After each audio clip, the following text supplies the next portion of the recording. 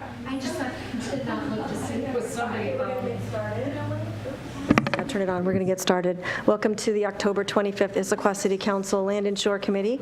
I'm the chair, Stacy Goodman. To my left is Councilmember Mary Lou Pauley, and to my right is Councilmember Bill Ramos, substituting tonight for Paul Winterstein. Welcome, everybody. We have 3 items on our agenda. And I just want everybody to know before we get started that we usually allow public comment after each item. First item is Agenda Bill 7342, Architectural Fit and Urban Design regarding the Development Moratorium. And here to present is Lucy Sloman, Land Development Manager. Good evening. So, we started in April. We are theoretically concluding tonight. We have a few items to work through.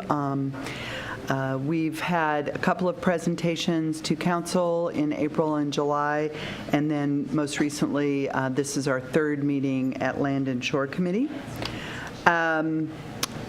We're hoping for an adoption on November 6th, so we're seeking concurrence with the administration recommendation this evening, and we have 6 items to cover that were in our, mostly in our memo. I'm going to just, since we have Councilmember Ramos tonight, who has not been a part of this, as well as audience members, and this is theoretically our last meeting on this. I thought I'd just do a brief recap of what is in the design manual. We have hired Crandall Arambula from Portland as our consultant that we've been working with on this. The design manual in the architectural chapter identifies 2 architectural districts, one for the urban core, which matches the zoning, and then traditional Issaquah, which is related to all the other zones. Within each district, there are certain specified allowed architectural styles. In the urban core, there are 2 now, Northwest Contemporary and Northwest Revival. Northwest Contemporary is both of the upper and the middle photograph. Northwest Revival is the lower photograph, and that is a recent change. Then there are 6 styles in traditional Issaquah, including Arts and Crafts, Craftsman, Northwest Lodge, Western False Front, Urban Grange, and Northwest Revival. As you will note, Northwest Revival is now proposed in both the urban core and traditional Issaquah. And it was a recent addition to traditional Issaquah as well. Hey, Lucy, just a question. I'm looking at the urban core, and there's a parcel that juts out on the north side of 90. What is that? This area, right? Yeah. I don't know. Don't remember that. So I think it's meant to follow the zoning, and I can look at that and let you know what it is. Yeah, it's up there. It does follow There's a that. little thing that sticks out. Okay. Is that a scientific, the whole thing that sticks out? Yeah, I worked on that for a Not while. like it. It's on the north side? On the north side of I-90. Yes. Yeah. Let's see. Is that the, that I think is Issaquah Medical. It might be. No, it's not far enough. Oh, I see what you mean. Might just be the trail for Costco where it Yeah. terminates. Okay.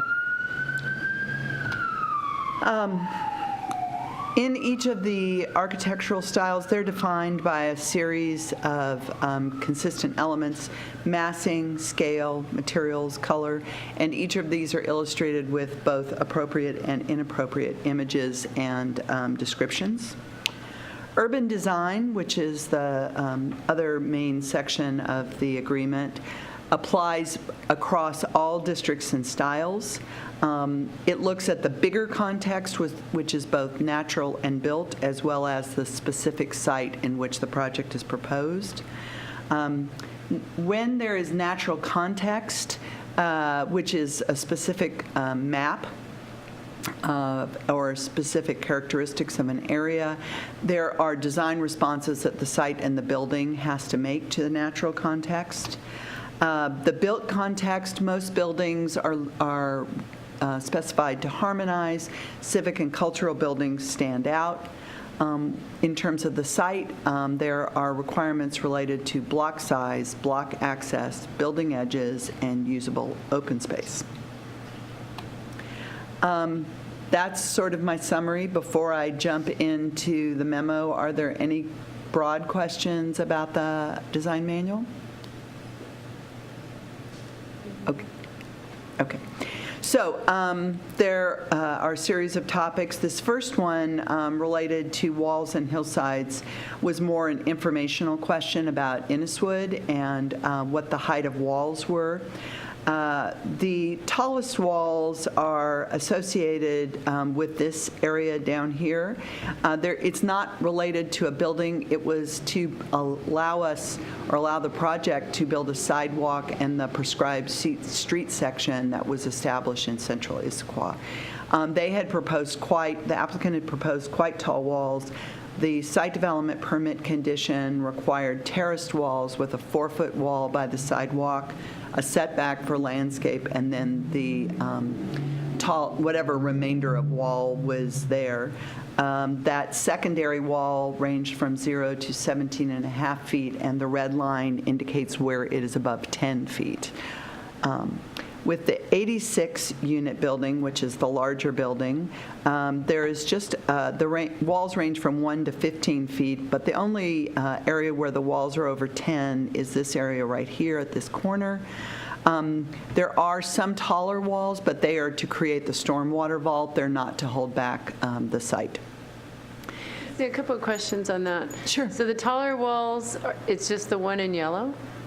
Yeah. And is it in your memo that you say portions of that are 30 feet tall?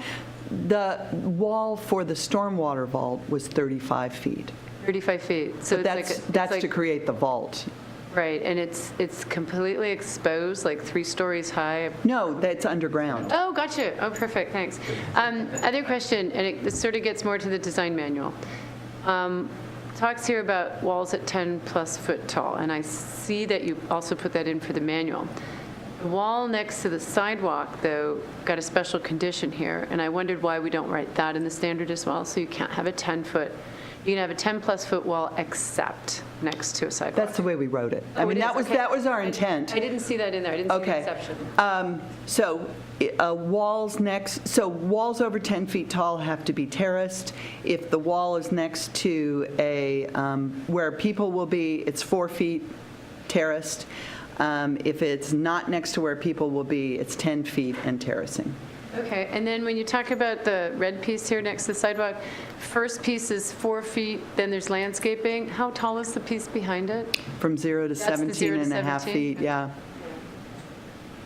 And then the small building has walls under 10 feet tall, so I didn't highlight any since 10 feet was the height that we had been discussing. Any other questions about this? Thank you. Helpful. So we proposed, in response to our discussion the 5th with council committee, we've proposed 2 new pages. One is the hillside and slope sites, which includes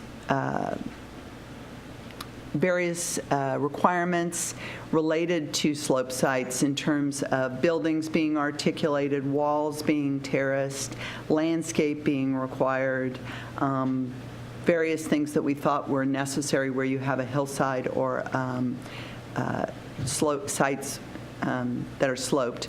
Then secondarily, we also had a new page for site walls. We started to combine them, and then we realized that site walls show up sometimes on sites that aren't sloped. It may be simply to level off a small area, to create other kind of building pads, and so we wanted to make sure that if walls are used on site, that they are treated appropriately, both in terms of height, materials, placement, et cetera. One question for you. So So this is the new proposed 3.0. So 3.0 yeah. urban design is a whole chapter. Sure. Okay. And this so is a new this page. is, we're proposing this, so thank you, I should take a step back, sorry. So the structure of the design manual, one chapter for architecture, one chapter for urban design. What's in the urban design chapter applies to everything. So that's why we put this here. We think that the walls should be complementary to the architectural character, but that the basic urban design provisions of height and certain kinds of treatments and landscape, et cetera, should apply to every property, no matter which zone it's in. Okay. So under appropriate, it says retaining walls on the site no taller than 10 feet. That would be appropriate. But if they are taller, if taller walls are required, then walls shall be terraced with enough space between walls, et cetera. So we're trying, it just seemed a little soft. Maybe it's meant to be soft, the language. So if taller walls are required, by who? I mean, would that be like any time development desires tall walls, or it's needed for some reason? What? So I'll just take Inniswood, since it's one we've just looked at. Those walls were taller than 10 feet simply to accommodate the prescribed street section that was required by Central Issaquah, and the only way to provide that street section was to put in walls that are, they were taller than just adding, they were not as tall as adding 4 feet to 17 and a half feet, but they were, let's say, from 0 to 18 or 19 feet in the original proposal. So what are we trying to achieve? Are we trying to do whatever we can to get walls that are no taller than 10 feet, or are we trying to make sure that walls that are taller than 10 feet look appropriate? So I think that we are trying not to get walls taller than 10 feet because we are requiring that they be terraced. Okay. When I read it the first time, it read like, yeah, we don't really want 10 feet, taller than 10 feet, but if they are. So in other words, it doesn't really matter. You can have 10 foot, taller than 10 foot. So I just think it needs to be stronger what we're trying to achieve. Then maybe there's two pieces here. There's how to deal with walls and whether the project, on a slope site, whether the project is designed in a way that kind of blends in with the topography, right? Because I think those are very potentially different things. If you're just dealing with the walls, one of the things about chasing a wall up a hillside is every time you have to terrace it, you're losing ground on catching that slope, right? So you could actually end up with a more significant aesthetic impact if you're just keeping the walls at 10 feet as opposed to maybe allowing something that goes a little bit taller than that allows you to catch the slope. So I think we're dealing with the walls here, but we're dealing... I would say the way I read this, and this was my intent, is you get 10-foot walls. If a site would have required a wall 15 feet tall, you're going to be limited to the first one would be 10, then you have landscape, and then you would terrace whatever you needed. I mean, Keith is absolutely right that on certain slope sites, you're going to be chasing the slope up the site. But what we've said is 10 feet's the most you get, and if you have to go, if a taller wall would be required, you have to terrace that wall because 10 feet's the maximum. Okay, I see where you're trying. I see where you're going. That only gets to half of my concern now that I've heard you explain it better. So number one was, I don't think we should be chasing the slope just because of what it does to cut and fill. And so to me, it still seems like a builder can take away a good chunk of the hillside. The second piece is if they can just continue to terrace, it means all the trees come out. And that was the second part of my concern, was that if it's respectful of the landform, it doesn't chase the hill, and it doesn't remove all the trees, whether they're being replanted or not. That's what I was hoping this would do, which is a little different than the way it's written. So a little bit for our discussion. So we're talking about here the retaining walls where you have to somehow hold the hill back, right? Not anything else. That's another chapter. So as you mentioned, there's not a lot of big steep stuff in most of central Issaquah. We have one real hillside, and I'm trying to picture these things in my head. So I'm just like picturing the new wall just got built out here at the new Clark Elementary. It's pretty good. And then we got the one at Highlands as you're coming up there, a big one there coming there, and picture those things. And then I'm picturing our big wood retaining wall if someone wants to punch a hole through that. And get up to property above that, which is, I think, the only thing we're really concerned about. And so if you needed that, instead of having road width with walls straight up and down, that thing would have to be much wider because you'd have to step it back, right? And Chase says, so you take a lot more of the land out of use for development. It'd be terrace and things of that nature. And you'd bring it back because you'd have to step it up. Is what you're trying to get to. And so if you had narrow access to a big piece of property there, you might actually not be able to access it. My question, if it was too steep, or you had to terrace back and you didn't have that much width, would that limit that access? I don't know if it would limit access. The piece of property that we're talking about was proposing to build at the street, because that's where buildings are required in central Issaquah. So I think the access would be right from the street. You wouldn't be trying to drive up the hill. That would be a challenge, given the requirement that buildings are within 0 to 10 feet or 15 feet, depending on the zone of the street. In terms of Councilmember Pauley question, I think that's one of the things that's important about requiring terracing, is that it limits how much resculpting of the site you can do, because we're requiring that they limit the height of the wall.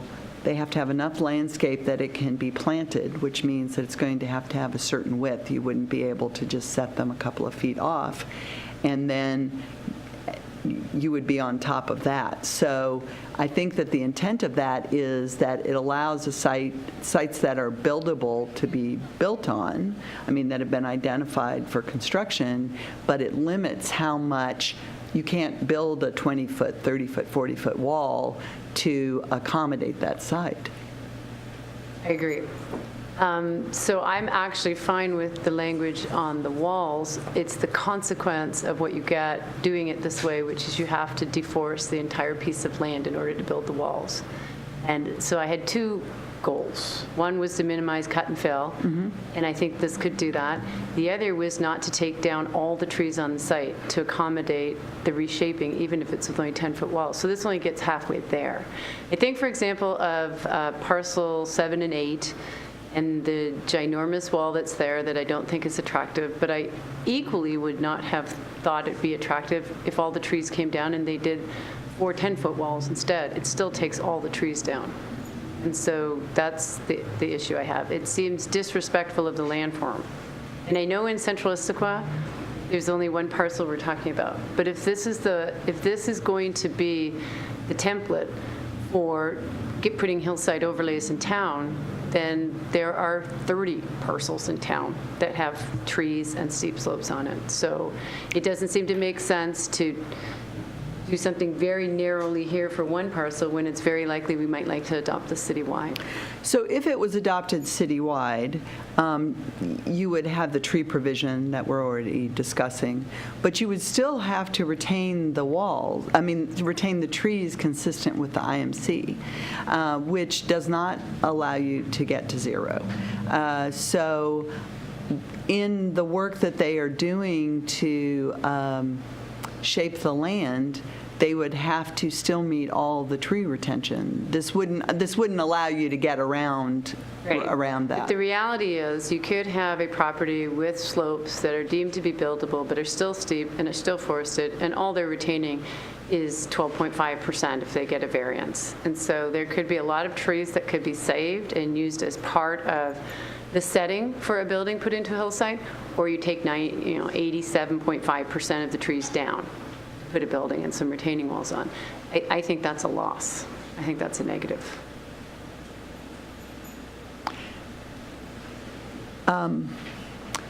So are you asking to change the tree provisions through this?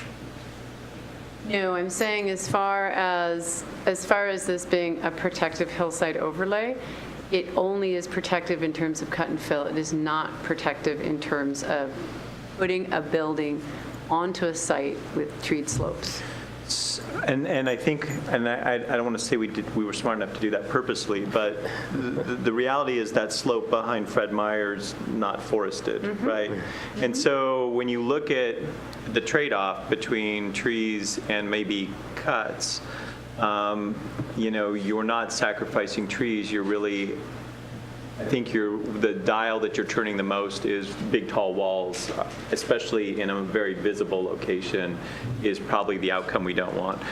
That would be a very different approach than, say, Bergsma or Mallard Bay or some of our forested properties that are potentially going in a different direction, because I don't know, and I think Bill touched on this earlier, if you're wedding caking the walls back, you're taking out trees to do that, whereas you could have canyon walls and potentially leave more land on both sides that's undisturbed, but you've got big walls. So this is one of those, depending on the exposure, it could ultimately be that the terraces is the approach. You plant trees in the terraces, they grow, and at some point that wall system then vanishes into a forested hillside, albeit a terraced and man-made hillside.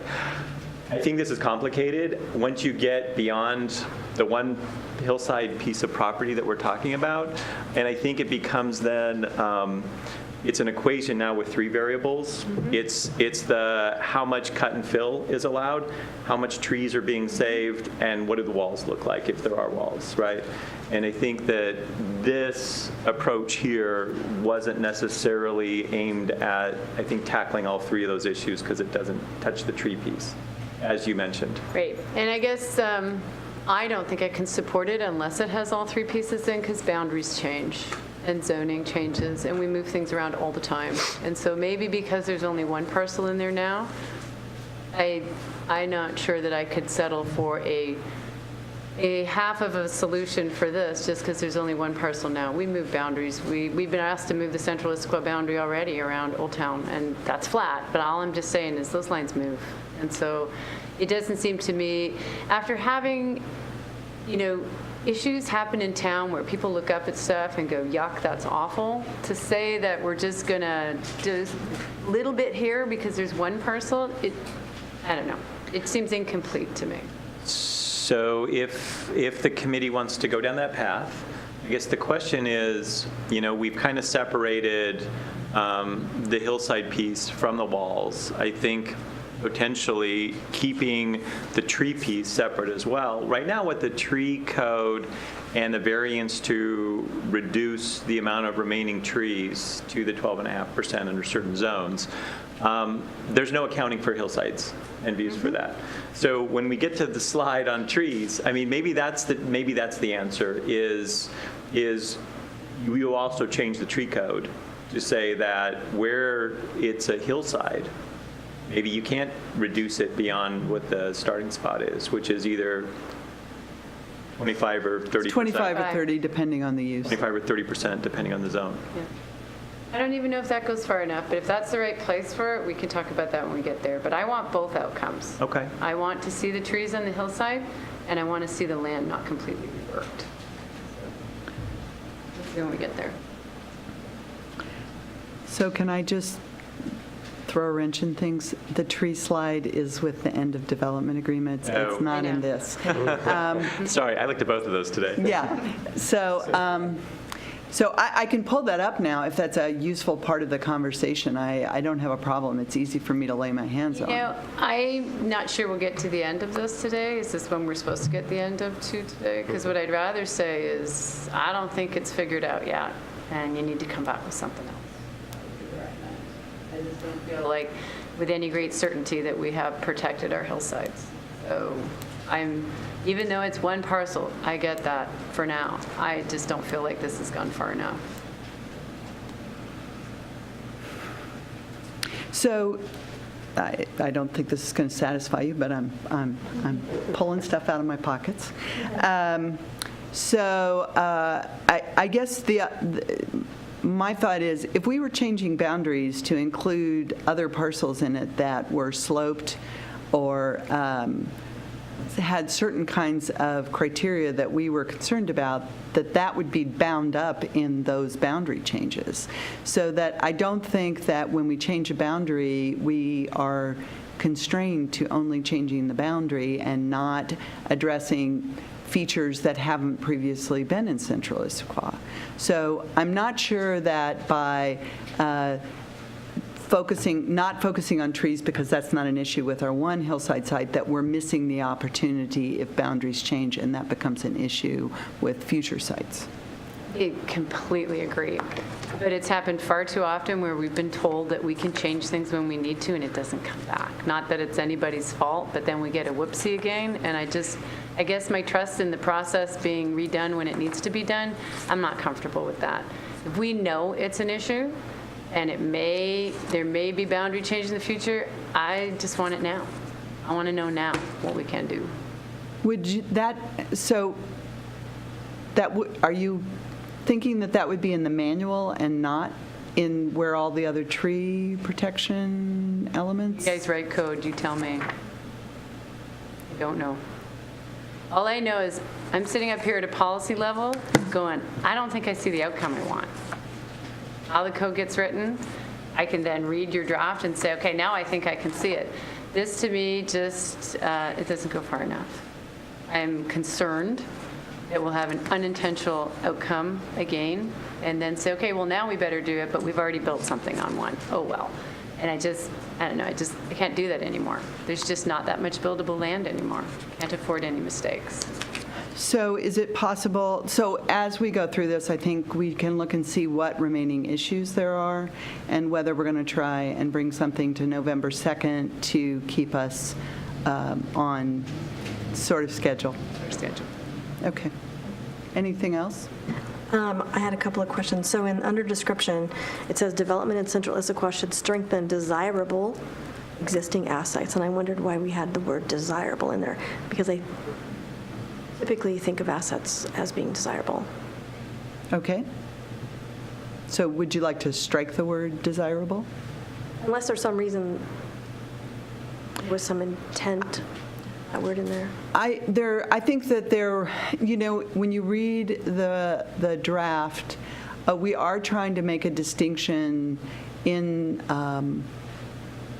I agree with your characterization of the word assets. Speaking of belt and suspenders, I think just trying to be clear that not everything that's in Central Issaquah is where we want it to be.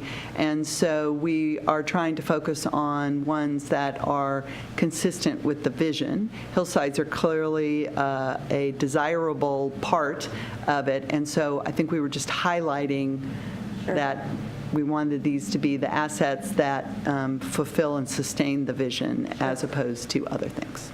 Sure, I get that. It's just it's an opportunity for people to argue about whether an asset is desirable or not. Sure. Okay. Anything else? On that. Are we done with hills, or are we site walls? We're on to that next, right?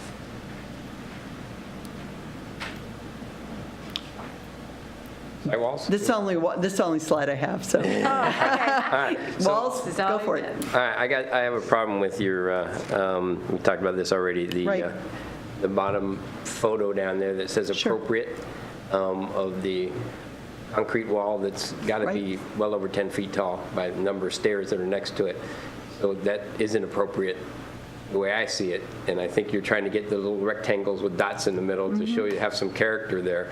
But I think we need to change that because that looks like a very inappropriate wall to me, or to what it's stated. You did mention this to me, and I appreciated that. And I think that was a really good catch on Bill's part, because we said if you're next to pedestrians, it should be 4 feet tall. And so Bill and I talked about a couple of different ways to resolve this. One was, often when we're using photos, they're not perfect representations of everything we want, and we're highlighting through the caption what we like, and identifying things that are inconsistent. However, as Bill pointed out, really it was the treatment of the walls, the scoring, the dots, the sort of texture at a human scale. And so my proposal was to crop the photo down to really focus on the detailing, rather so that the scale is no longer misleading.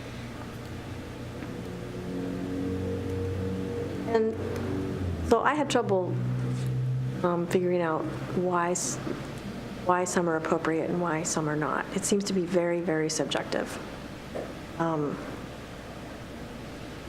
So if the one we're just talking about showed up in the new development, I would think, well, that seems rather plain and least we can do.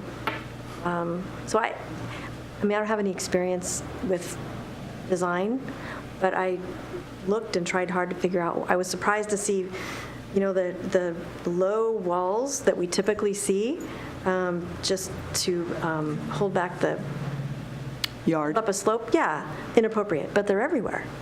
So it was not the low wall, it was that style of the wall. That wall tends to be very busy and kind of distracting and not complementary to the architectural style. This wall, I wouldn't characterize it as plain, but that's helpful to understand how it appears to you. We have some sort of more modern styles, and we have some that are more traditional styles. So I think there was a desire to have a variety of styles in there. The upper photo, where we're doing a more like a dry point wall, is a more traditional wall. This one was a more modern wall, but the intent wasn't modern. It was really that a plain concrete wall is not sufficient and appropriate. And I'm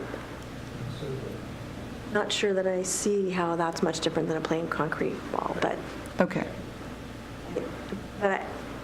this isn't my forte, so. But I second that. It's still a pretty plain concrete wall with a dot in the middle. So, yeah, the height was my first thing, but it's... All right. Well, I Plain to me. can look for another photo.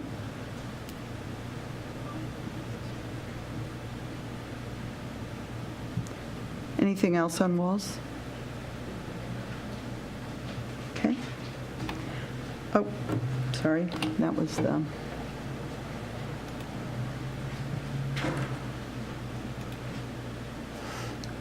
So the second topic had to do with edits to inappropriate item number C under urban parks. We had quite a discussion last time, and in response to that discussion, we proposed some revisions to the revised text, and I'm looking for your feedback.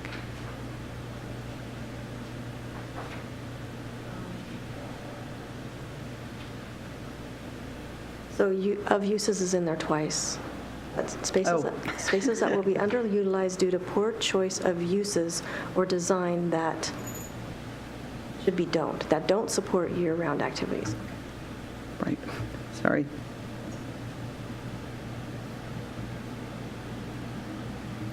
That seems fine. Okay. Anyone else? Okay. We also had some discussion about what the manual applies to. I think that was a really helpful discussion for us because it got us to go back and dive into some of the language in both the manual and the central Issaquah standards. The design manual specifically focuses on new development, but we agree that there are circumstances in which you're not scraping a site in which you would want the design manual to apply. Under the Central Issaquah standards, anything that is considered development fully complies. Redevelopment complies to the extent, fullest extent practical and feasible, and that's defined as 50% of the building value using King County assessor data. And so what we proposed was adding language in the design manual where it sort of establishes applicability, that anything that exceeds the redevelopment value fully complies. Anything that is less, that is redevelopment, would comply to the fullest extent practical and feasible. Okay? Alterations is spelled. I'm sorry? Alterations is spelled. Oh, After additions. Alternations. Yeah, sorry. Maybe. I needed a spell checker. Sorry. Well, No, I apologize. the options are not say anything, or send it separately in the email, and then it comes out in the packet with additional changes, or to say it now and sound rude, so I'll just sound No, rude. I don't think it sounds rude. Go for the I segment. apologize that I'm not seeing those when I'm writing this up. Then there was monitoring. We had talked about that there were certain things that might be appropriate for monitoring. We had discussed at our last meeting that we had recommended tying that to the 3-year monitoring. And so we proposed additional language that describes that would be part of the monitoring requirements that are already established and that would look at the things that we've already talked about, such as architectural styles, heights, and roof lines. Any comments? Okay. Oh, I'm sorry. On other stuff before, if that's, we're just going over that We're just going over the things in the memo right now. memo, right? Okay. Go back on the rest. There is a map that we had talked with you all about that establishes, that sort of illustrates, it is not a regulatory map, it illustrates to help an applicant understand the areas in which the natural context zone applies. We received comments that we had left the East Fork of Issaquah Creek off. It is outside of Central Issaquah, but the natural context zone would end up in Issaquah, within Central Issaquah, and so that lower right-hand corner of the map, as shown up here, would change, and this would be the map that would go into the final version.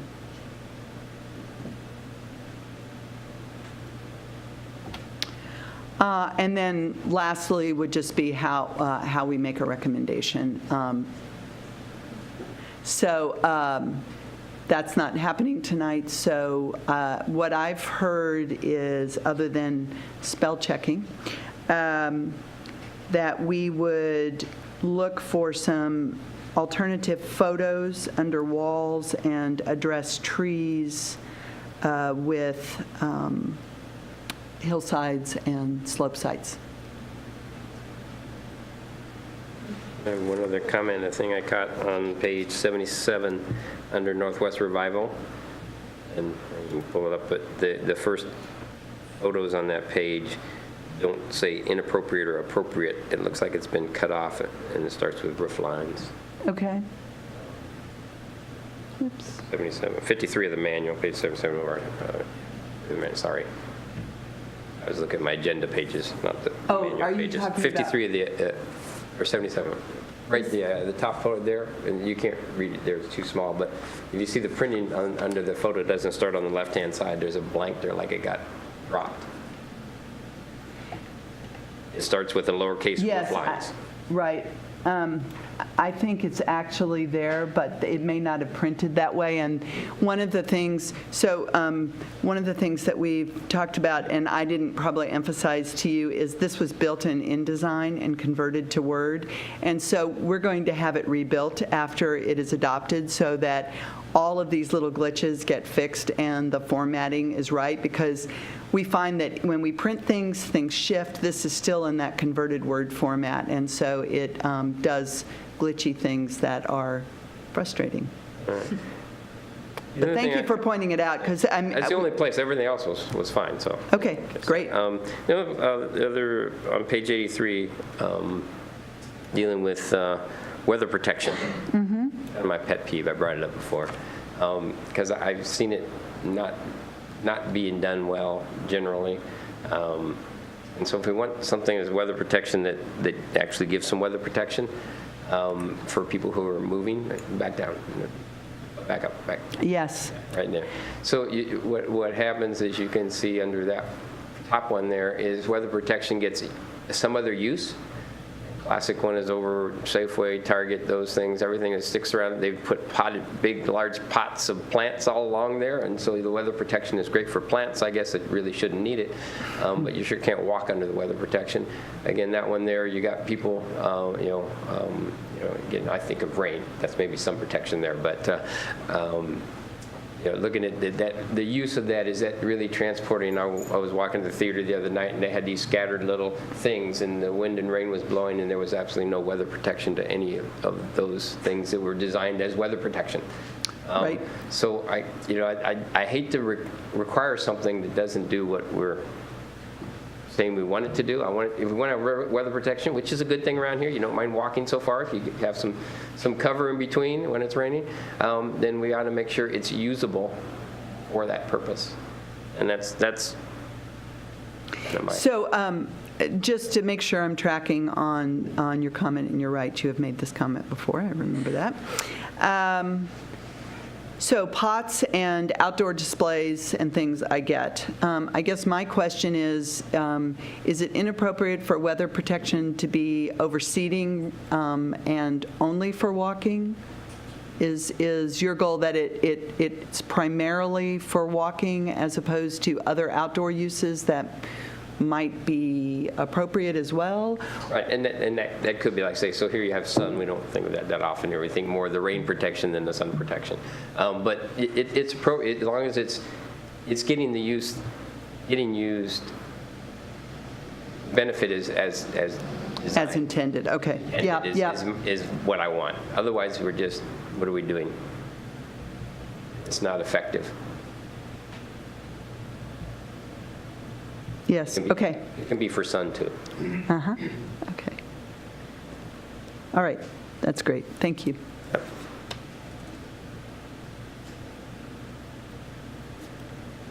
So anything else on the architectural manual? Okay. And then you have this, we're going to have public comment, but this would become added to November 2nd. So I'm going to be maybe unpopular for a second, but I want to just pause on the tree protection piece. So this is an architecture and urban design manual, and it's dealing with architecture, and it's dealing with urban design issues in central Issaquah. And for me,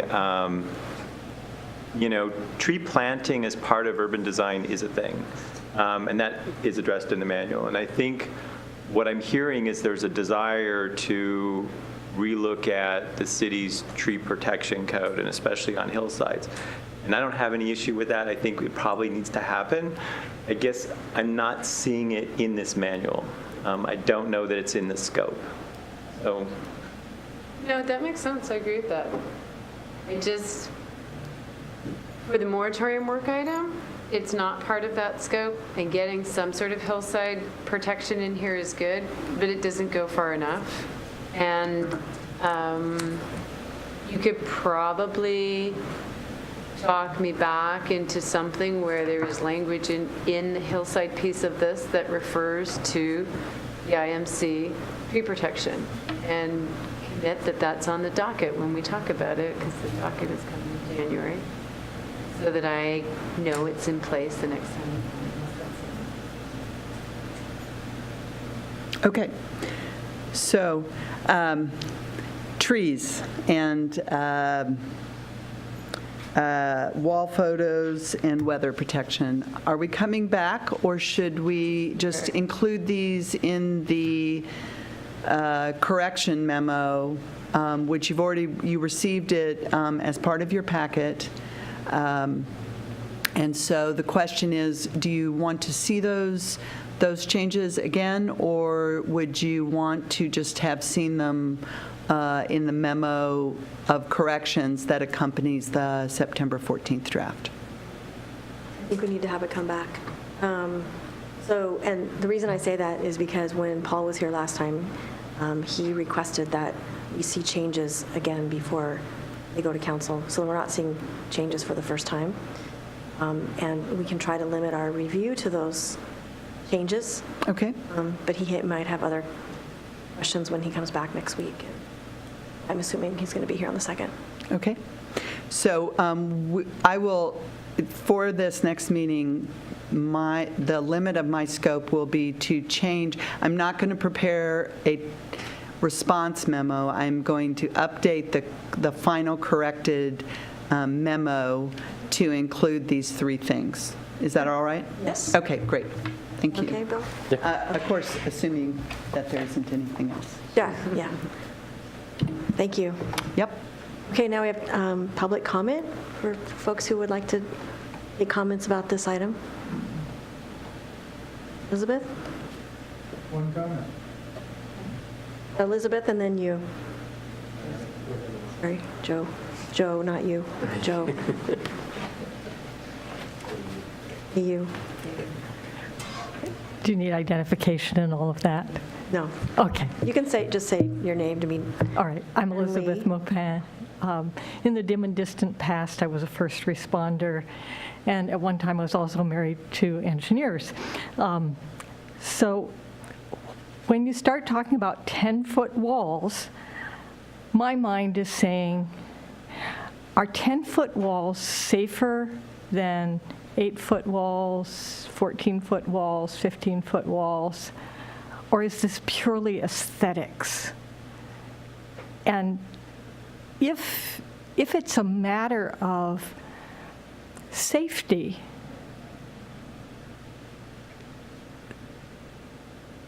then it has a lot more importance to me than if this is merely a matter of aesthetics. So I'd really like to know, is it important that we limit walls to 10 feet for a safety issue? Thank you. Thank you. Joe?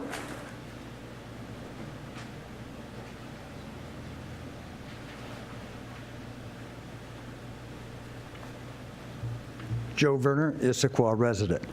I've heard discussions for the last year or even longer in terms of roofline designs and bringing in and capturing the essence of Issaquah's trees and hillsides. It brings to mind a picture of what Whistler Village in British Columbia looks like, with peaked roofs and chalet-type roof designs. And as I looked at the pictures that were represented here, especially the commercial buildings, it's all flat roofs. It all looks like something that was built at the turn of the prior century or earlier. And I thought we were going to get not modern architecture type Frank Lloyd Wright stuff, but something that would be more in the Issaquah frame of reference. And I didn't see that. And so is that something that's been disconnected from where you're going with this urban plan? Or is it something that is an oversight? Or what? If it's still something that's supposed to be connected to the plan, then maybe we can have some illustrations. And if this is going to be code, then maybe code specifications for it. So think about that or respond to that. Thank you. Thanks, Joe. Anybody else? David?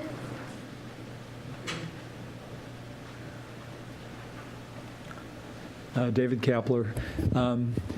It sounds like you can get resolution on walls and trees for central Issaquah, but it's a bigger issue. And as we're seeing on a certain project coming up on Newport Way, Do you go to lots of little walls? Can you save more trees by a big wall?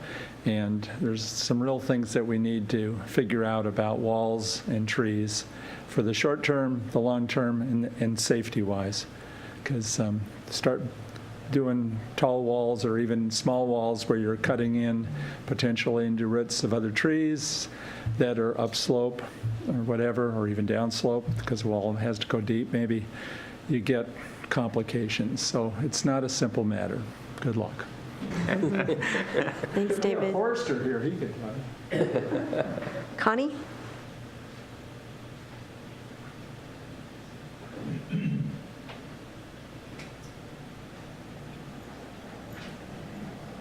So I have maybe 300 pictures of retaining walls around Issaquah because we have more retaining walls than any other town I know.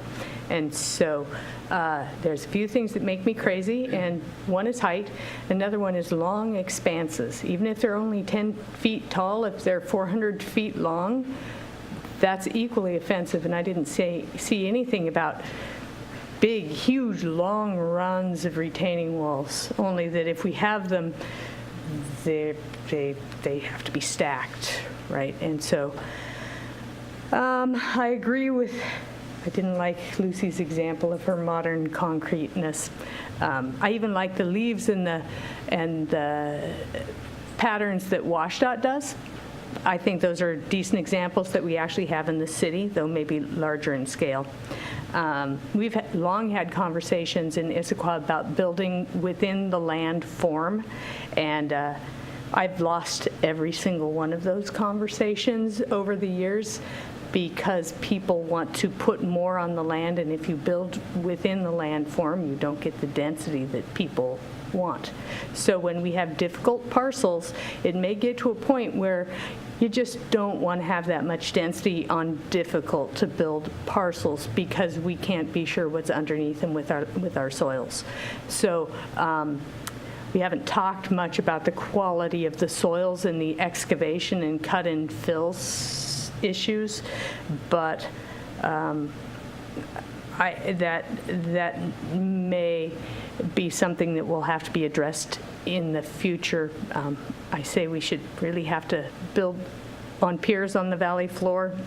Maybe that would help remove some of the cut. I'm not entirely sure. So now I'm on to the redevelopment standard of 50% for the urban standards. For example, QFC Shopping Center has a bunch of small lots, and the Sports Authority, the Town and Country, has one big lot. So I don't entirely still understand whether a large lot can subdivide into smaller lots and develop one parcel at 100%, leaving the rest of the shopping center not. So for QFC, with all of its small lots, does 50% mean the whole shopping center or per lot? And that's never been clear, and as people start to redevelop, I think that needs to be made more clear. Thanks. Thank you. Anybody else? No, seeing none. Okay.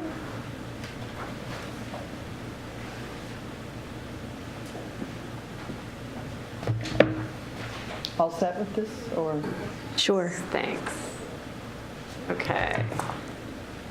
A couple of things. Take a crack at, is 10 foot an aesthetic or a safety issue? Is there a trade-off between doing a 10-foot wall? Between, obviously there was an aesthetic intention, but are you trading off safety? So do we want to Or do you just want to let them answer ask, from... ask the questions from public comment? Okay. Ask the questions from public comment that we would like staff to come back and answer when they come next time. Okay? Do I really answer that? No. I was kind of asking these two. I'm okay with that. Is that okay? Yeah. All right, so you heard one.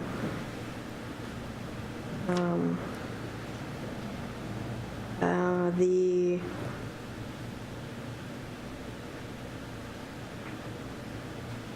high as well as the long walls, so that addressed somehow. Either length of wall. Either addressed or answered why. Shouldn't be. +1 on your concrete wall. Did you hear that? I wasn't sure I heard right. I need to clean my ears. Joe's question about the flat roof sort of not being indicative of Issaquah style or... So we've spent a lot of time on talking Yeah. about that because those have the flat roofs have detailed cornices, and that was part of why we were proposing to monitor that. So I'm not sure that we have more answer than we have provided. Can you just point to where those are so that we can... You mean which styles? Where those explanations are so that it helps? You mean in my response point to where they are? Yes. Okay, or I can just put them. In your response, point to where the discussions have been about that, if they're in the materials. Okay. Sure. And Bill, if you have any.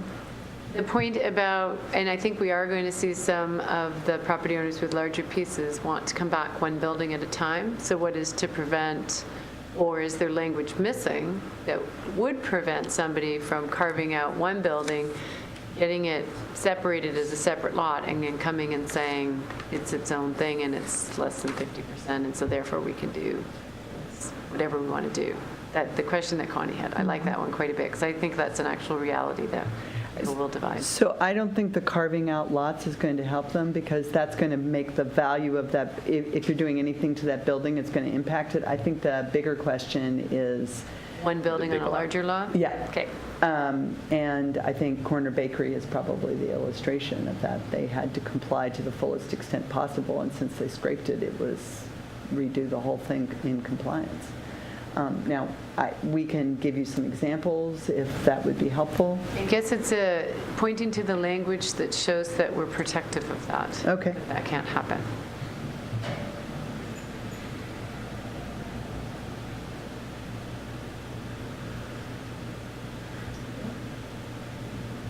Got them all. Okay. Thank you, Lucy. Yep.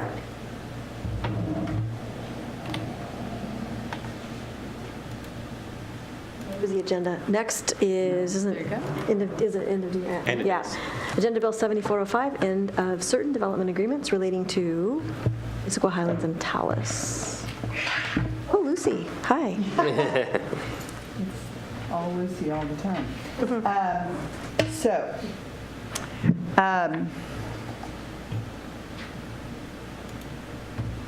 So what we're doing this evening, we've had a series of meetings again starting in the spring. Last meeting at the October 5th Land and Shore, we gave you a briefing, and that was prior to you having a chance to look at the actual code language. And you've received the agenda bill, and I'm sure pored over it out of the 400 pages that you received, down from 1,000, so that's good. We have two meetings with Land and Shore. This is the first one since you, and then there's November 2nd. What you had asked us to do was look at all the topics that were covered last time, both by yourselves and by the public, and respond to those, which were in the memo, and that's what we're going to cover, then whatever questions the committee has. So here we go. The first one was about the structure of the replacement regs, whether that was too difficult, unfamiliar. And I thought one of the things that might be helpful was, we've used this top chart quite a bit that shows this is what's in the replacement regulations, this is what we would be using from Central Issaquah. This was what we would be using for IMC. This is not meant to be exhaustive, but sort of highlights of key elements. I just wanted to point out that in Central Issaquah, which we've been using for 3 years, we have been doing a very similar thing where we have these elements from Central Issaquah, and then we go to the IMC for a whole list of things. So while in the long term, we intend to synthesize the elements of Central Issaquah, the replacement regulations, and the IMC into a more user-friendly version, this is a technique that we have been doing for 20 years between the development agreements and Central Issaquah. And so we feel like we can, both as staff and good guides to applicants, work our way through this. So Lucy, on the affordable housing piece for Central Issaquah, it says use IMC. And I didn't go and look up the IMC for affordable housing, but we don't have inclusionary zoning now. So what does the affordable housing part of IMC say? So there are two pieces. So in Central Issaquah, there is an inclusionary zoning piece for the urban core, but the specifics of how you would do that are in the IMC. So it would talk about the size of units, the affordability, other elements that you would be required to do with that inclusionary zoning, which was required in Central Issaquah. So they work together. So it describes affordable housing if you have to do it. Right. But it doesn't have the inclusionary requirement. No, that whatever elements there are in Central Issaquah right now. Okay. So then under urban villages, it's the same setup. And I may be remembering this wrong, but I thought there was an opportunity to have inclusionary zoning in the urban villages as well, because we were applying a new zoning. So There has to be an increase in value for the property owner to add the inclusionary requirement. And since none of the vacant parcels, well, depending on what happens with a few of the ones in the Highlands, none of the vacant parcels we're really talking about are residential. They're commercial and retail. The one in Talus is commercial. And so an inclusionary requirement. Now, if the council was to decide that, for example, I'm just going to take this as an example, and so sorry, Talus, but because it's easy, if you guys chose to make Ken's property residential, I think you could require as much affordable housing as you felt was right as an inclusionary requirement. But that would be the mechanism to go there, is by changing the land use or increasing the number of residential units that were otherwise allowed. Okay. So then, just so I'm sure I understand, there is a piece of affordable housing under the SIDS. It is inclusionary. The how-to is under the IMC. There is nothing under Talus or Highlands for inclusionary. But if someone were to do it, there's something under IMC that says. Is that right? right, it would tell you if you're required to do affordable housing, what does that mean? Any other questions on this one? Parks, there was a question. Just quick, but it's going to keep all the affordable housing that's already marked that way. It maintains everything. It just, talking about development only, right? Right. This is moving forward for new stuff. Thanks for that clarification. Parks, there was a question about the size and how that would work with single-family lots. First of all, we're using a consistent standard for all the what will be former urban villages of 250 square feet per net new dwelling unit. So it's only the new added dwelling units. 250 square feet was based on the protected parks that we've identified and their average size per dwelling unit. There would be on-site locational and amenity requirements, and with a single-family plat, if there was to be, there is no property, I think, to do that on, but if there was, they would be required to do a park with the same 250 square feet per net dwelling unit, but it would be an integral part of the plat. We wouldn't be looking for each single-family lot to provide that amount.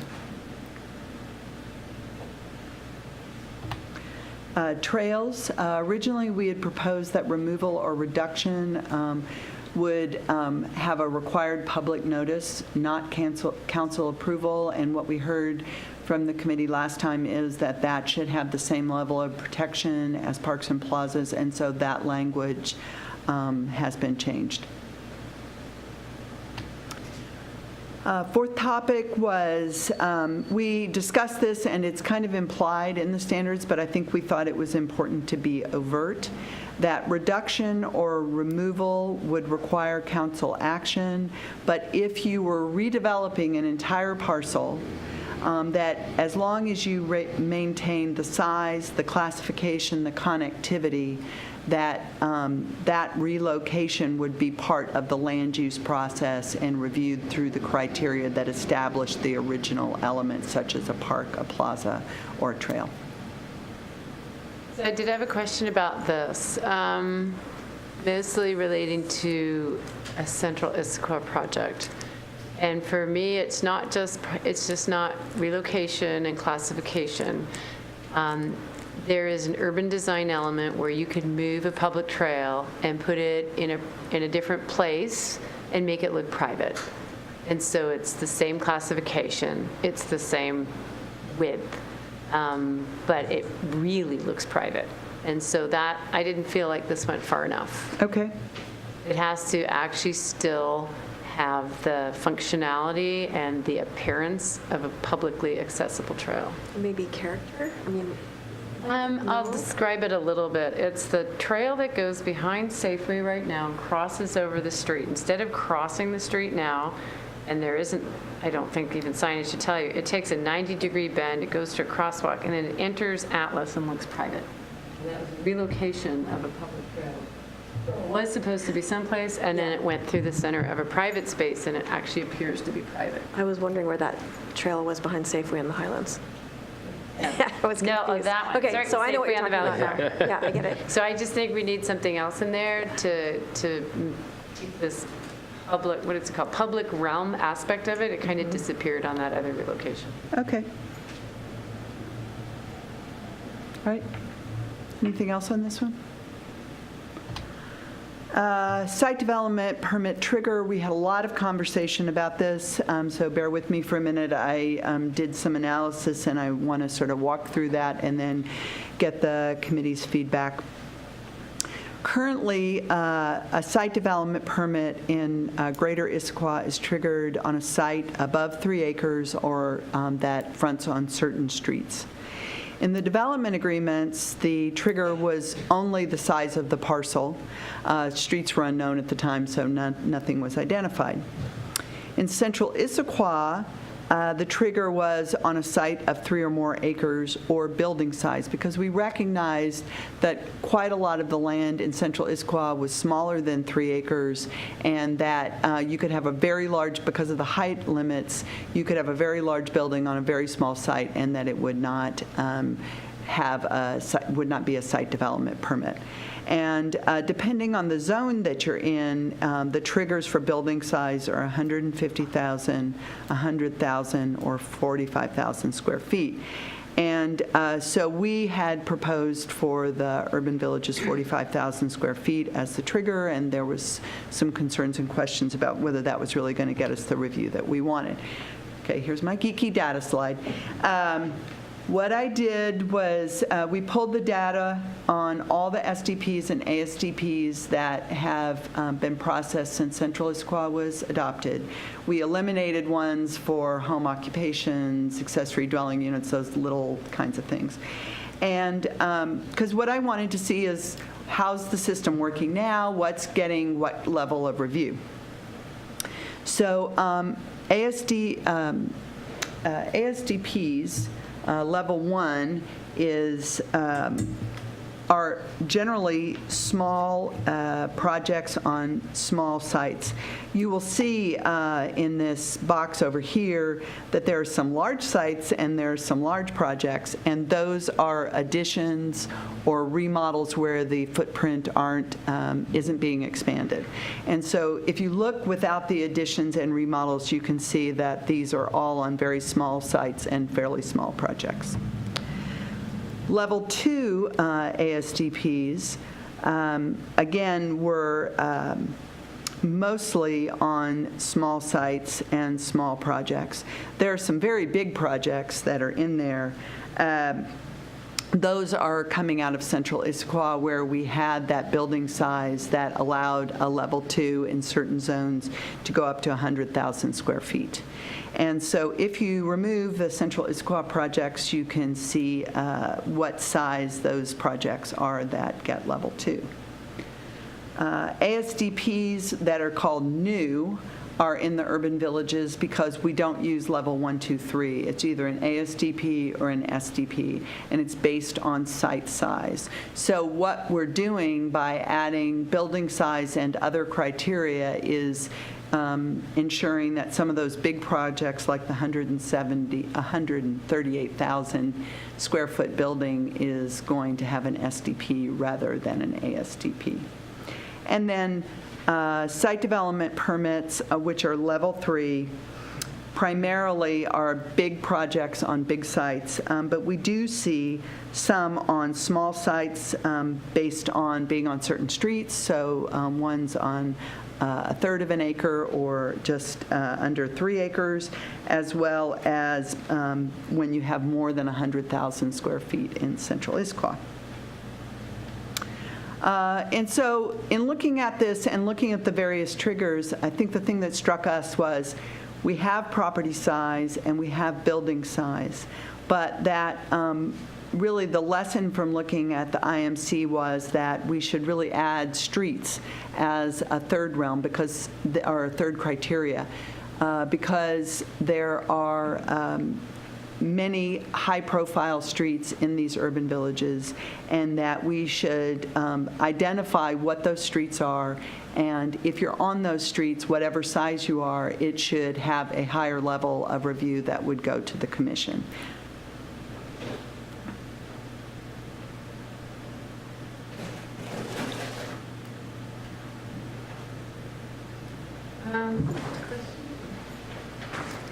So there are certain properties in both Talus and Highlands that have not been developed yet. It would be helpful maybe to highlight the ones on the figure that actually would trigger an SDP, meaning they were 3 acres, 45,000 square feet, or on one of those roads, just so we can get an idea of what we're looking at. That would be great. That makes sense.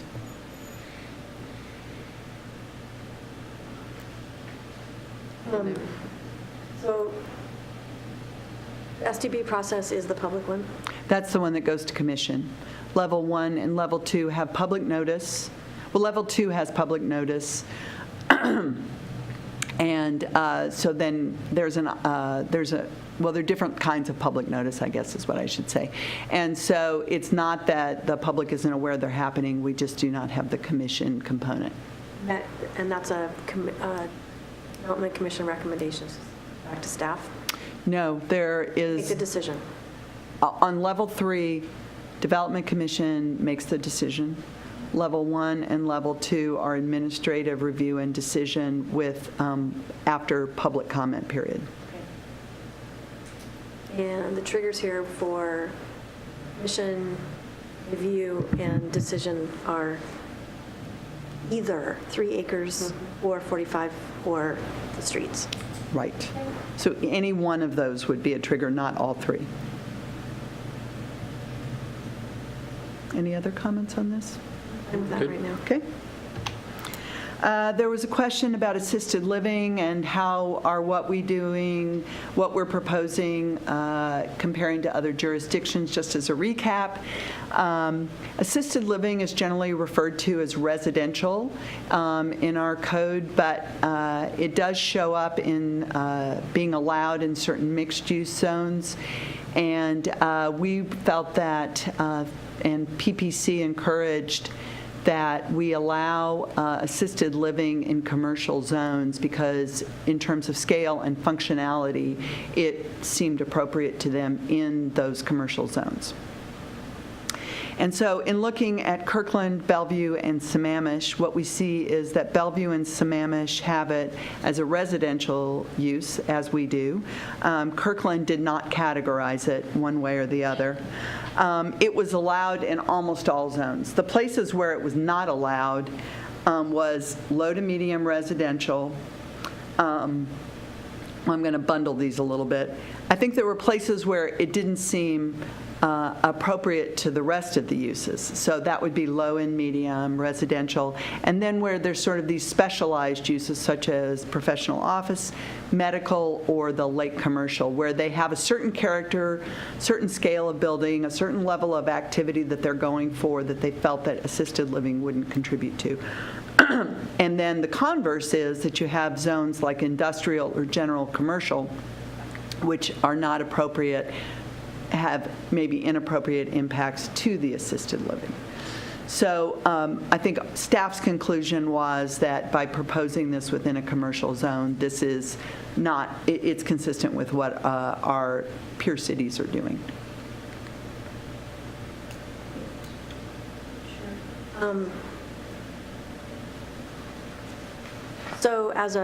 So you have a use, right, that's allowed in certain zones, and then you also additionally have regulations that are on top of that, building regulations. So you can have assisted living that is just in a regular, ordinary size house, up to something that can be a larger house that looks way more like a facility than a house. So do we have any regulations that limit, because it can look a whole lot more commercial than residential, or it can look residential in a sense that you would never know that there's an assisted living facility. Cars. I don't think that's an assisted living facility. I think that it's going assisted. Now, I'm not an expert on this. Yes. And some of the applicants may know more about this just because they've been talking to various providers. I think there's a certain minimum number of units to make sense of the kind of, these facilities are providing medical, they're providing meals, they're providing activities. So my suspicion is that that would not be happening in a house-size facility because you just wouldn't get the economy of scale to serve that use. It could be. So I think your issue, and let me make sure I understand it. So when we talked about this with PPC, the conversation was definitely geared towards the larger facilities, and because of the number of employees that are there, I think they could see it as being more akin to a business-friendly land use, which was why I think they made the recommendation that it could go in. Your scenario that you're bringing up, council member, I think is a good one, because I don't think the intent is that in amongst all these commercial buildings, because what we're talking about is whether or not it's allowed in the commercial zones within these two replacement regulations, that a small scale assisted living facility tucked in amongst a 4-story office building may not make a lot of sense. Or the other scenario, and so I'd have to look at it more carefully. Allowed in most zones, but not medium to low density.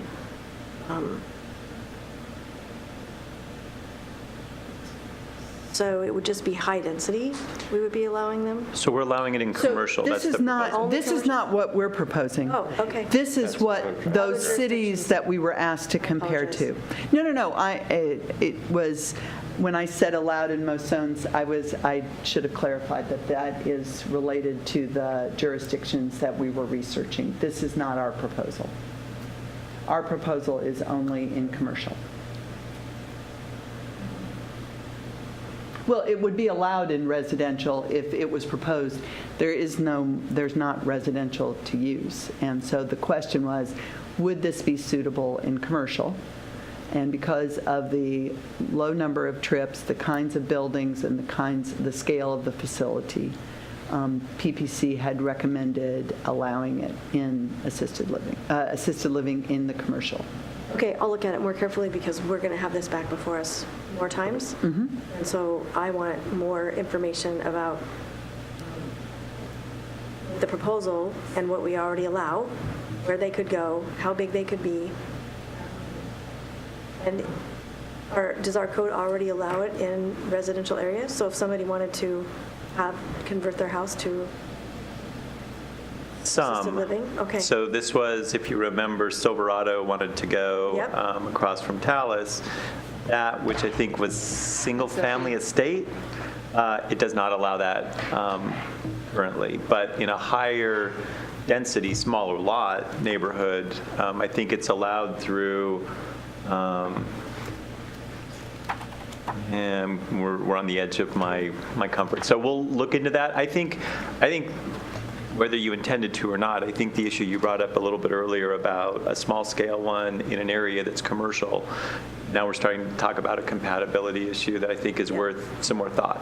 And it's compatibility anywhere you are. Yeah. Because if you could convert a house in an existing neighborhood and you already have a fairly large house, they become very commercial looking in a neighborhood. I was just in one a couple months ago. Right, and I think, so right now, within what's being proposed in single family is you can have one house and one accessory dwelling unit, and that's it. So it would not be something that would be allowed within the single family neighborhoods within the villages. And I just looked at Talus. I haven't looked at Issaquah Highlands yet. Senior housing is listed as a use. Assisted living is only, and skilled nursing are only listed under the office in Talus, and my suspicion is that's exactly the way it is at Issaquah Highlands. So it is not a use that is listed for single-family or multifamily neighborhoods. So, and to be clear, I'm not necessarily opposed to that. I just think it needs to be, if it's assisted living, it's a business, it's in a house, it needs to be, an appropriate scale and character that, along with the neighborhood. So just to make sure I'm hearing you correctly, you're not weighing in on whether it should be allowed in residential or whether it should be allowed in commercial, but where are we allowing it? And if it was allowed in either of those, what kind of provisions will we need to make it appropriate in that neighborhood? Yeah, how is it compatible with Okay. neighboring properties? Okay. And just for me, restate, because you've gone through a couple times and now I'm confused in what you're saying you're proposing because of a recommendation of. So nothing on this slide is what we're proposing. What we were asked to do was, we were proposing a change relative to the way assisted living has been allowed in the city, somewhat different. And so the question was, what do our peer jurisdictions do? And so everything on this slide is about how peer jurisdictions handle assisted living. So now, having looked at this, we're being asked to say, so what does that tell us about where we would and wouldn't allow it, and how would we make it compatible in the areas in which we allow it? And so this was simply information relative to other jurisdictions. But the recommendation is to allow it in commercial. In right commercial now. and residential? No. No, No. just commercial. Just commercial. And then I guess defining assisted living, again, I think we're having, or that definition is. There is a definition in the replacement regulations, I believe, because some kinds of senior housing were defined in either Central Issaquah or the IMC, but it was not to really target what PPC had asked us to allow. So we had provided a definition. So just to be blunt, our Leo houses, are under this definition or not? No, they would not be, because even though there's, again, without looking at the definition, assisted living is intended to be more like nursing care.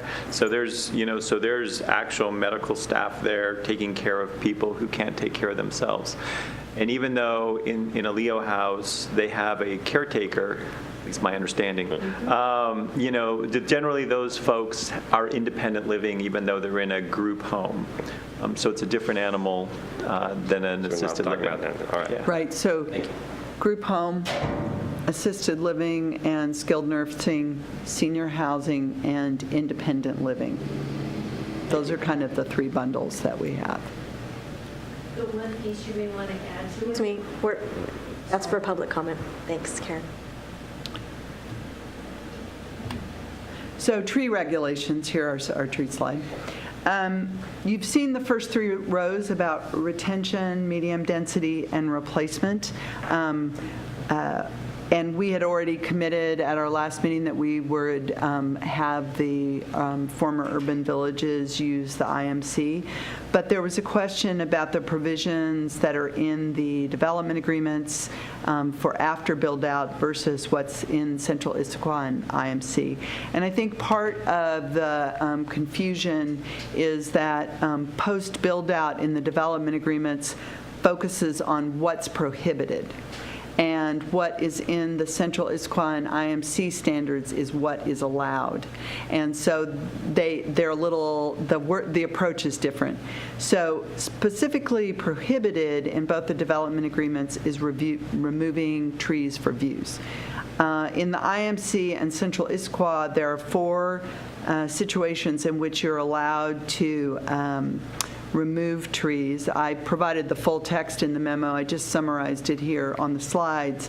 So if it's causing physical damage to a structure, if it's needed for solar access, and there's very specific criteria for that, thinning to benefit woods, or unhealthy or diseased trees. So views would not fall into these categories, but it's not mentioned because that's not what's allowed.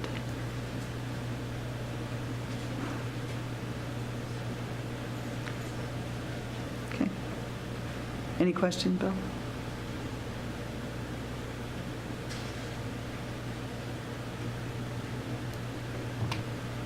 Floor area ratio. We had a lot of discussion about this. Really, this slide is information I presented to you before, and I just put it in here so we have it as a reference if we need to go back to it. Part of what we were asked to look at is what does an FAR of 1.0 look like, and would that change the character of either of the urban villages? So what I did was I really focused on mixed use and non-residential projects because that's kind of what we're looking at going forward. And so I looked at both Talus and Issaquah Highlands, and this slide summarizes Talus. There are 3 properties that have either proposed or built built mixed-use and non-residential projects. One is Spring Peak, which is just finished right at the corner of Shy Bear and Talus Drive. This is its site plan. This is its public plaza. It has an FAR of 1.2. Timber Ridge, which is located here. Here's the site plan when it was under construction and a picture of what it looked like after phase 1, is at an FAR of 2.4. And TriMet's site development permit for the office campus was at an FAR of 1.5. So all 3 of the projects, either proposed or built at Talus, exceed that. Issaquah Highlands, of course. Oh, yeah. Go back to the Talus slide for a second. Absolutely. So under the development agreement, there were entitlements. Yes. So when you talk about TriMet, which is the undeveloped property, Right. 1.5 is where in the entitlement? How much of the entitlement? Well, it is not a requirement. This is just a mathematical calculation of how, if you were using FAR, what its entitlement would result in. So it has an entitlement of 516,000 square feet. 1.5 is building all 516,000. Yes, and this was just proposed. Right. Thanks. Yep. So looking at Issaquah Highlands, there's sort of 3 nodes. that I looked at where there were mixed-use or non-residential projects. In the eastern node, there are two buildings, the Star Point buildings. This is one of them. There's a very similar building across the street. They are right around FAR of 3.5. The northern area is quite low. In the town center, the mixed-use and non-residential, setting aside Greenwich Plaza, which we've talked about a lot, looking at some of the buildings that are higher FAR, the Port Blakely offices, which I call High Street offices, are at 0.8. Regal Cinema is at 0.9. Discovery Heights Phase 2 building, which has commercial on the ground floor, is at 0.8, and the YWCA, for example, is at 1.5. So there are a range of buildings that are around the FAR of 1.0. So today we received a proposal from Shelter as a sort of counter proposal. We haven't had a lot of time to look at it, but we wanted to put it out there and begin the discussion with the committee and the public on that proposal. So they have a preliminary plat in right now, which would establish 5 blocks. So you can see the 5 blocks are essentially pulling the streets through the site. And we are beginning to talk to them about different uses on those blocks. And in looking at that, what they proposed was that the blocks, mostly the blocks along 9th Avenue, are at 0.25, that the corner of 9th and Discovery would be 1.0, and then the blocks along Discovery would be 0.7.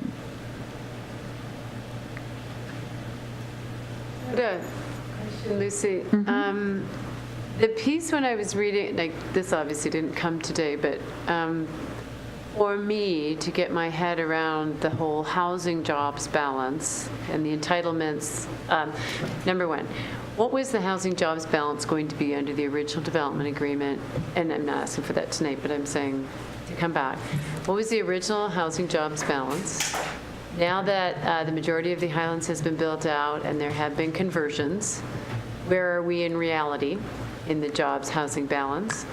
And if you use an FAR of 1 on this site, where do we end up as a proposed housing jobs balance?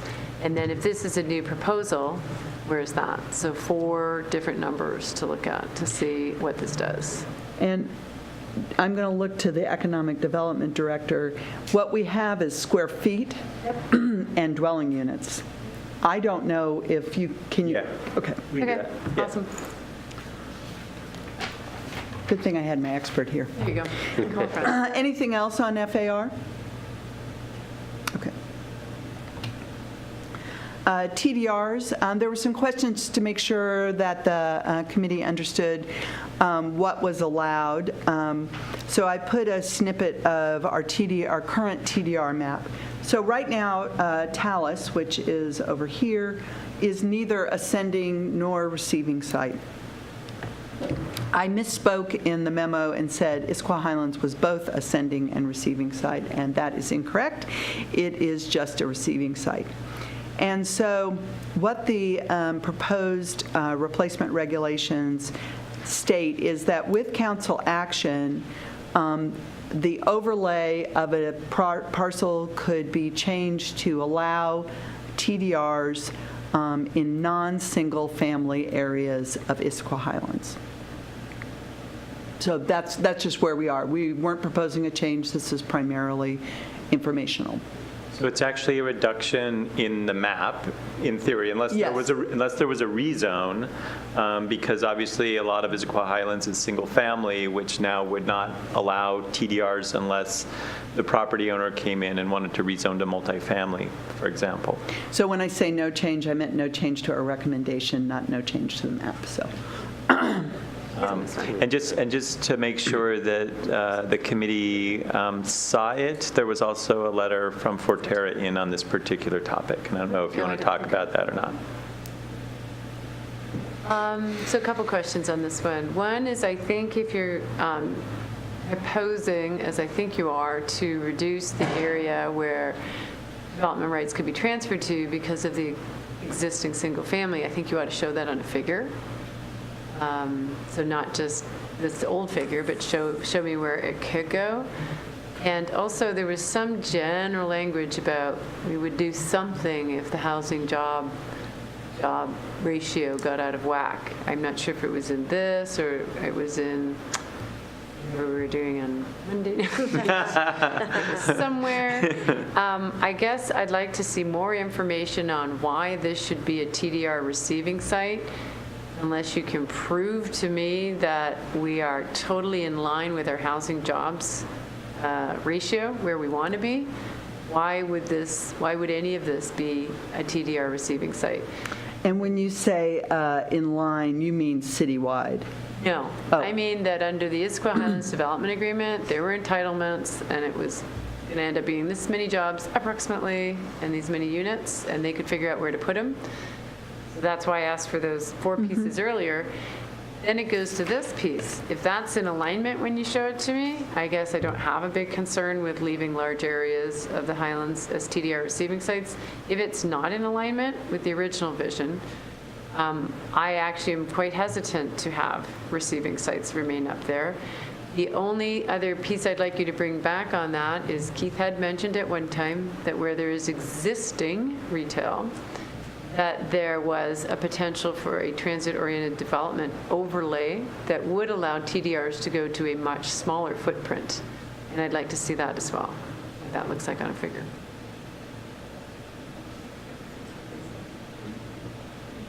No, she covered it.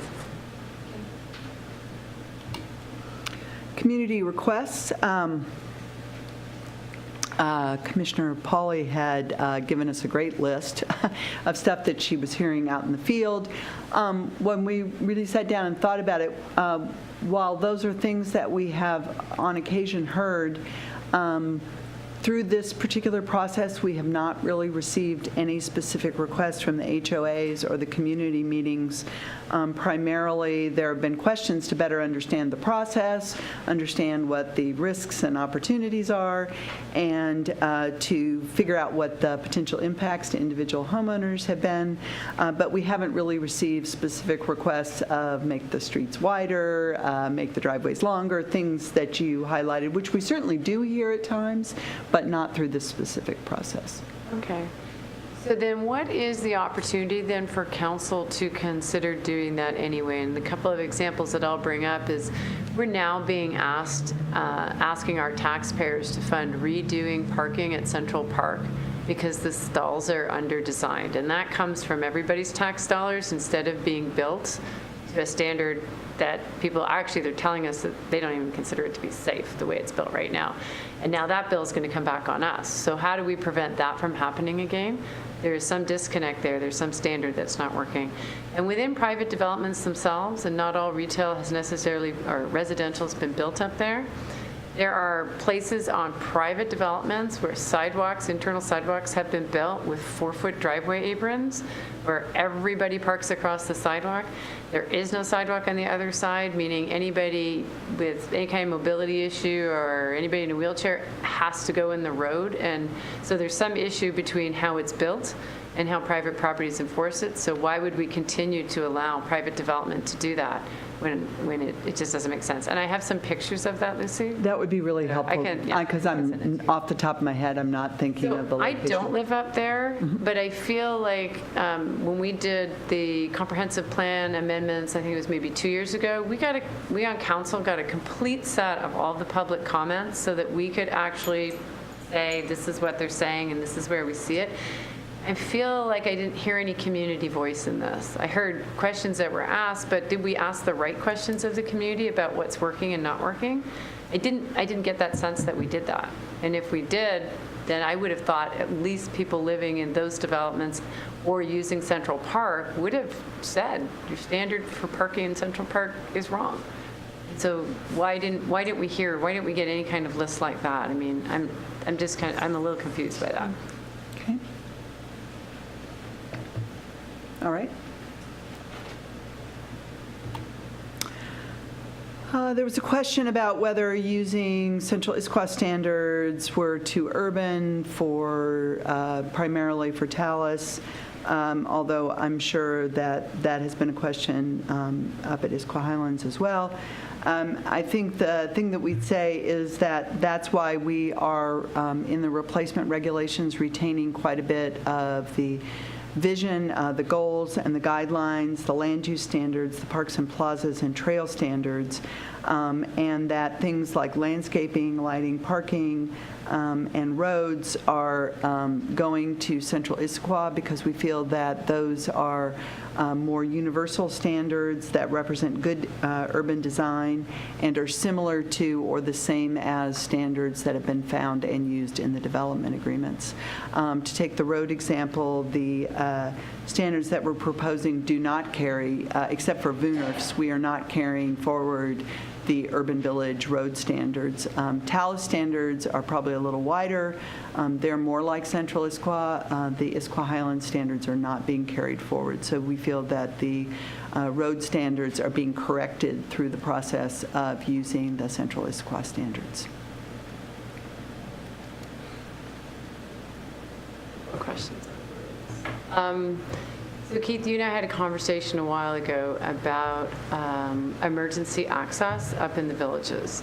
And there's a couple of things that jumped to mind. One was, one point I had asked for something that showed that we were meeting emergency access standards in both Highlands and Talus. And if we weren't, that it was okay or acceptable to our service provider. And I'm not sure that I got that yet. The reason I think it's important is because while we're applying those new standards in Central Issaquah, we're not building a lot of roads with those. And I'm just curious if we were to have to do some road work up in the Highlands or Talus now, would we actually change the road configuration to the Central Issaquah road? Is there a preference to have a different road configuration than what was built? So I'll try and answer. So when Issaquah Highlands and Talus standards were adopted, Issaquah had its own fire department. And the chief at the time, his name was Jim Rankin, he signed off on all the standards. And so all I can tell you is that had complete buy-in from Issaquah Fire Department. Now, as we all know, we're part of a regional fire district when Issaquah Fire merged with District 10. And so the philosophy changed, and we went from kind of a group that just dealt with Issaquah to a group that dealt with Issaquah and Sammamish and more rural parts of the county. And so, you know, if you ask a firefighter how wide of a road they want, I remember I had a conversation with Wes Collins at one point. He just got back from Sacramento, and we were standing in the back of the council chambers, and he said, I just got back from Sacramento. Their roads are great. They're 6 lanes wide. And you know, for a firefighter who's trying to get to an emergency as quick as possible, you can understand that perspective, right? You know, you want a big wide road that you could drive fast on. You know, what we tried to do with the villages was we tried to make the roads as narrow as possible to make the communities more livable. And I think that where we are now is the city has embraced Eastside Fire and Rescue's perspective that minimum fire clearance is 20 feet, not 18 feet. And so any road we build from here on out will have at least 20 feet of clearance for fire apparatus. So I don't know if I answered your question. 18 is no longer, I think what you heard from Lucy is, you know, we started with 18 feet of road width and then added to that parallel parking, and the original parallel parking standards in the Highlands was 6 feet wide. Now, generally, we're 7 or 8 or 9, depending on the road type. So I think there were, as Lucy mentioned earlier, there were some lessons learned. I think we responded to concerns we heard from the community about you dialed it down too tight. And so even within the Highlands, the standards changed kind of midstream. That's actually, thank you, that is part of it.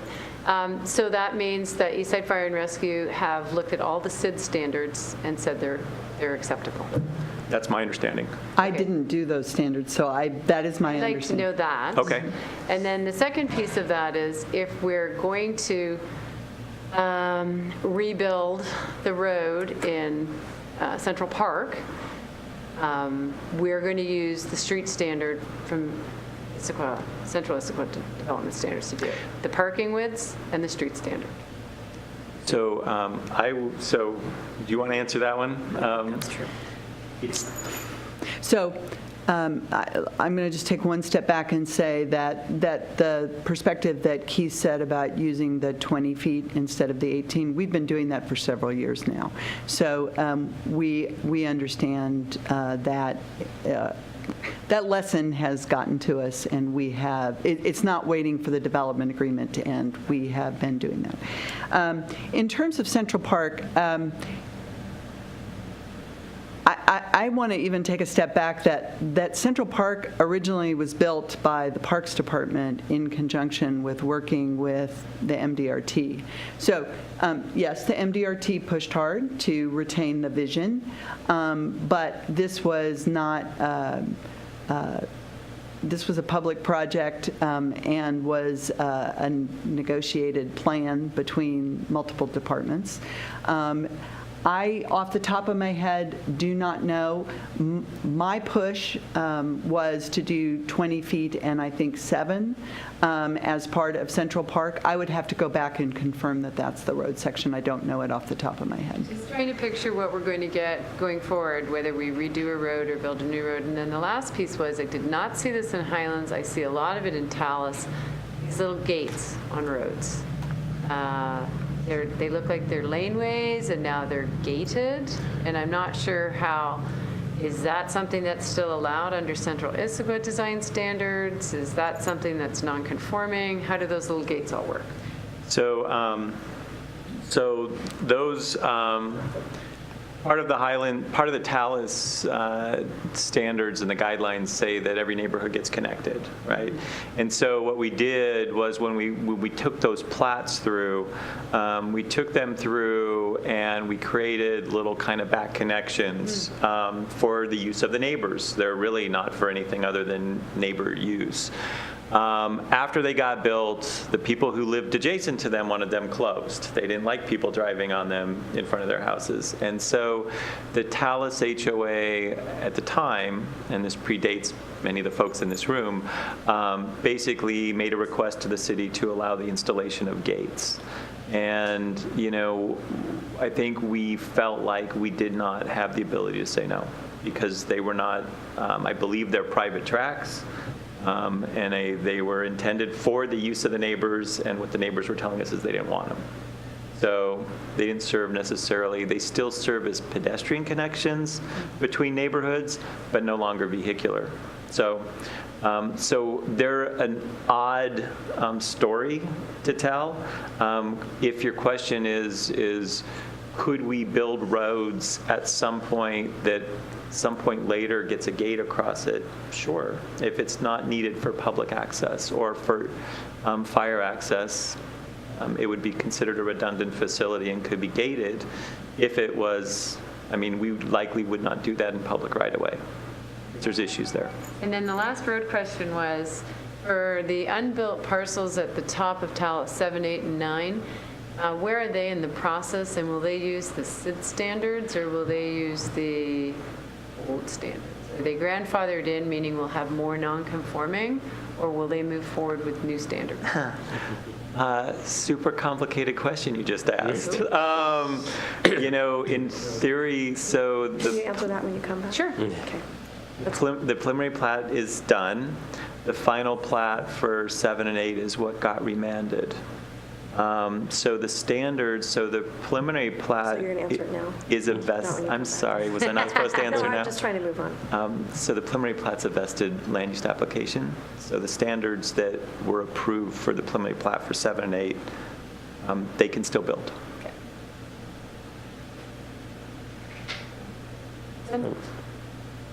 Question for Mary Lou. You mentioned the road at Central Park. That road's not getting rebuilt for the park. They're just adding 2 feet to the parking. I'm not changing the width is No, I'm just what we looking- approved. It's just the timing of the work. If the work happens after the development agreement expires, will that road be brought up to SID standards, which is wider, which could be more than the 2 feet? But that's That not project's what, already planned. that's already planned, and So so that it'll they're be- not touching the road width at all. It's just the parking width. Just the parking. That's what we approved. There was a question about what kind of uses were allowed in single-family neighborhoods at Talus, and some questions about that. So we did a detailed land use analysis at the request of PPC and UVDC, and this is an excerpt of it on the right. So let me sort of decode this for you. We removed things that we thought were redundant. So for instance, single-family detached, there are all kinds of single-family that were listed, small lot, cluster homes, hillside, estate. Those are all versions of single-family detached, so we removed those because we didn't feel it added anything. We removed uses that we felt were inconsistent with what had been built, and that included corner market and antique store. We removed uses that would fall into different zones. So all the public and quasi-public services that are listed at the bottom that are currently provided in the development agreements, such as churches, community centers, government facilities, outdoor recreation, those would end up in different zones now. So they would not be part of a single-family neighborhood.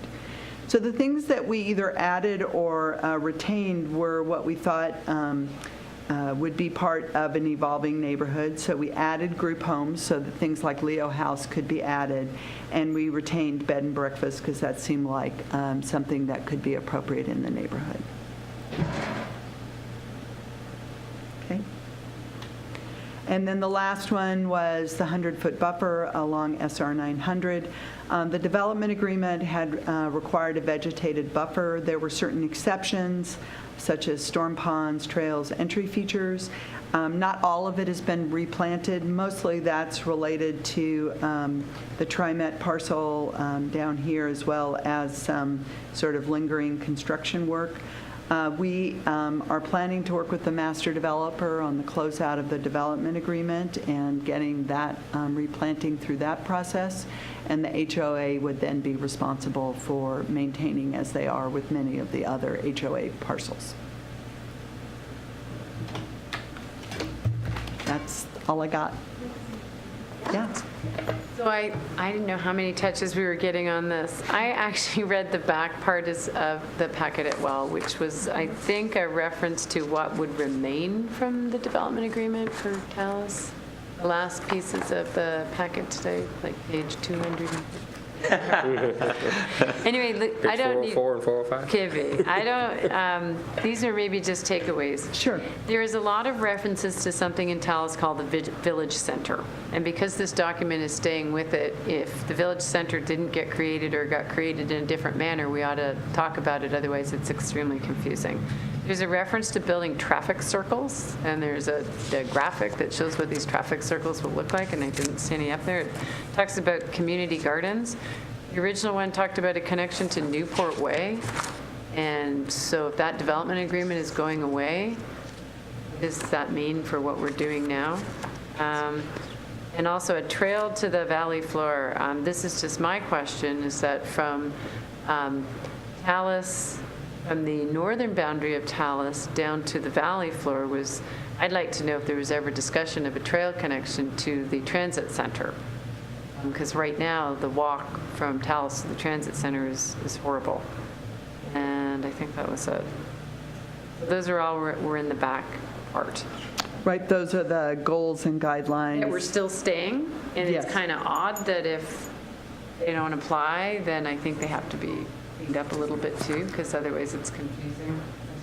Village center is. Okay. Anything else that we should hear to provide for next week?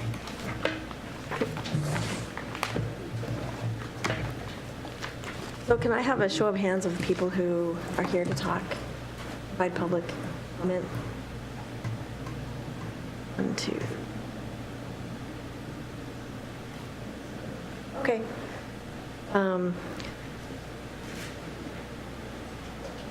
Okay, so I'd like everybody to try to stick to 3 minutes. Otherwise, we're going to get up to half an hour or more with all the people talking.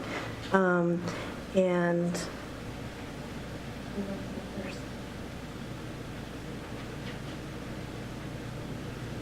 Looking for a volunteer?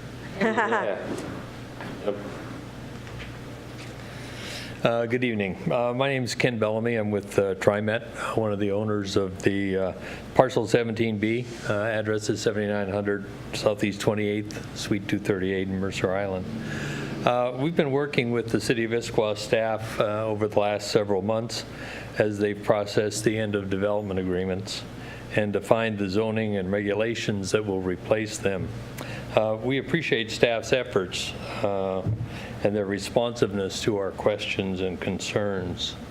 The proposed zoning for 17B allows for 516,000 square feet of office, which is the amount of office that's currently authorized under our existing site development permit. To date, despite our efforts over the last 10 years, we've been unsuccessful in developing our property because the real estate market does not support this amount of office use in locations such as Talus. We're requesting the following items to facilitate the completion of development on this property. Firstly, the recent addition of the requirement for a minimum FAR density of 1 makes us a direct competitor with the properties in the Central Issaquah plan area, and it does not allow us to respond to users with less intense building requirements. A good example of this is schools, which are permitted under it was a permitted use under 17B. They require more open space and outdoor activity areas, but they would not meet an FAR of 1 standard. Secondly, we've previously made numerous revisions in response to UVDC and the Talus HOA guidance, and we request the opportunity to continue to work with staff and the Talus community to address their concerns with our proposal to zone the property for mixed-use office and townhomes. Thank you. thank you very much. Next.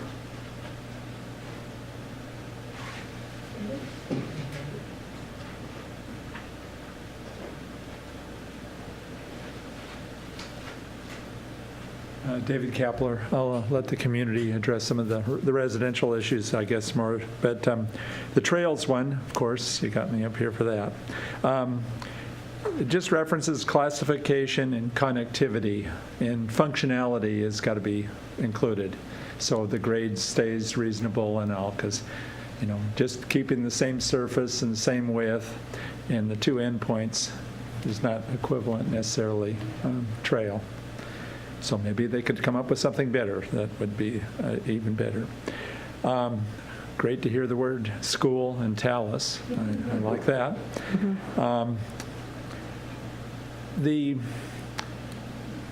I guess maybe it's in the code. What is assisted living, adult? What's the difference between an adult family home and assisted living? And that, so I guess it's the number of people that are being served. But just want to make sure that's clear enough in there to deal with that, because they are very valuable resources for the community. Thank you. Thank you.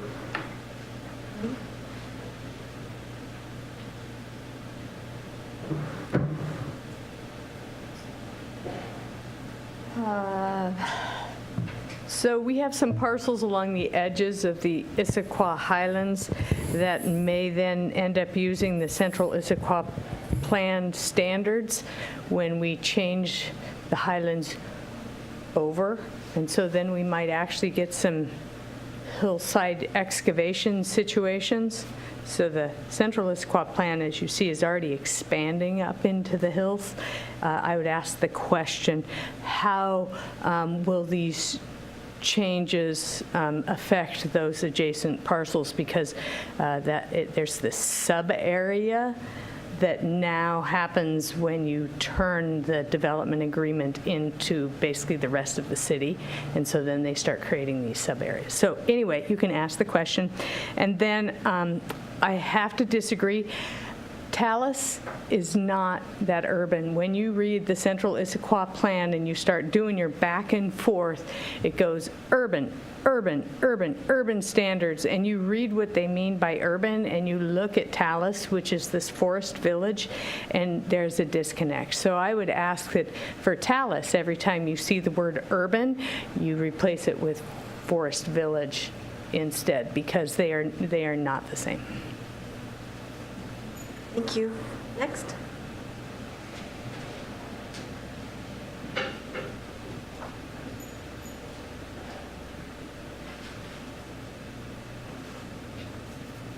Hi, I'm Tia Heim with Shelter Holdings. We've heard you loud and clear that you don't want residential on our property, and we're not pushing that in the zoning, and I just want that to be clear to you and to the public that are listening. We are asking for reasonable regulations that are similar to the development agreement that allow build-out of both our retail and our commercial entitlement in a manner that's consistent with the development agreement, responsive to the community, and economically viable. The character of the Issaquah Highlands is very important, and certain of the proposed regulations risk changing that in a significant way. That's acknowledged in the staff memo that you got tonight. Mandating commercial density in Issaquah Highlands causes it to directly compete with the Central Issaquah Plan. At any given point in time, there is a finite market for office space, and as you've heard over and over again, it's not that deep in Issaquah, which is why the amount of new office space has been severely limited over the past 20 years. I think, Mary Lou, you hit on a really important point, and that's bringing the community into this process. We've been very involved with the community over the past year and have reached out multiple times. Most of them are not aware of the significant change that has happened in the proposed zoning between the time in April when staff went out and had the meeting and said the development agreements are going to mimic, or the replacement regulations will mimic the development agreement, and what's actually coming forward now, which is mandating density. There were guiding principles or goals that were stated as part of that presentation and are throughout the materials, keeping the existing characters, creating as few nonconforming situations as possible, and making the regulations consistent with the rest of the city where it won't significantly impact character. Somewhere along the line, those goals have changed, and the city really hasn't informed the public in a meaningful way. I think it's also worth pointing out that at some point, Issaquah Highlands newspaper had a November 9th meeting, which I'm understanding is not happening now, so we might want to inform the community of that. I question whether the goals and vision of the community are aligned with this priority on density above all else. That's not something we heard, and there were consistent themes that we heard. When we talked to the community, we heard an overwhelming desire for more retail, restaurants, and services. We've continued that discussion with members of the community, most recently adding to our retail site plan that we are bringing in or have submitted to the city some second-story restaurants to start to take advantage of the views and having public access to those views from the site. With respect to FAR, obviously we don't support a minimum FAR of 1, but we have been discussing it with staff. I was a little surprised in the way that proposal was shared tonight. It wasn't really what was expressed to me, how that was going to happen. That represents a snapshot in the discussion, and I think it would be great if you gave some feedback on whether that is on the right track or going in a different direction from what you're thinking currently. I can give, if I can give you, well, I mean, I was told that I would get a little bit of time to explain that proposal. So if you want me to explain what went into that, I can. I'll continue through the rest of my comments, though. Structured parking for retail. It's already at 3.5, so I want you to wrap it up, please, because we've got a lot of other people.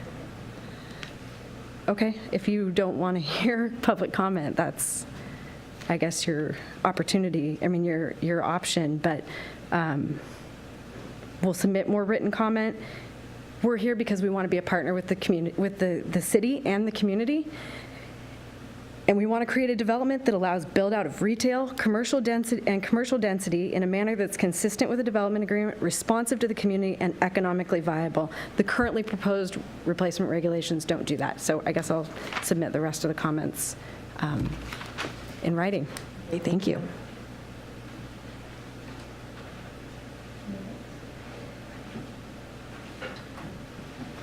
I'm a resident of the Highlands, and first thing I want to say is I think that the way that this is being handled is a complete joke.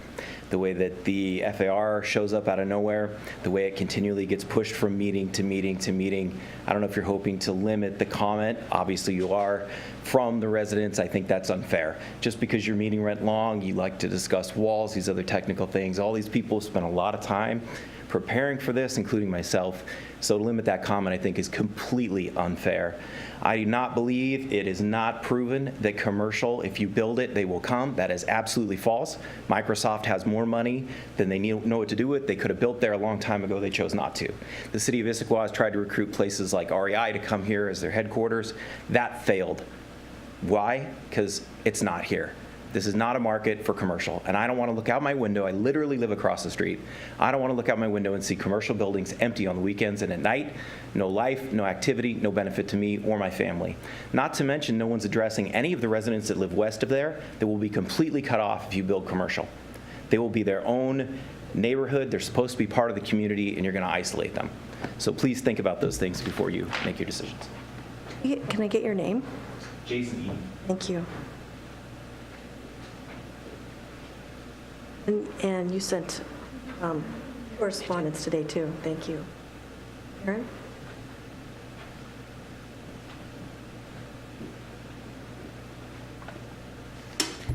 Karen Porterfield, I'm here as the Talus HOA board representative.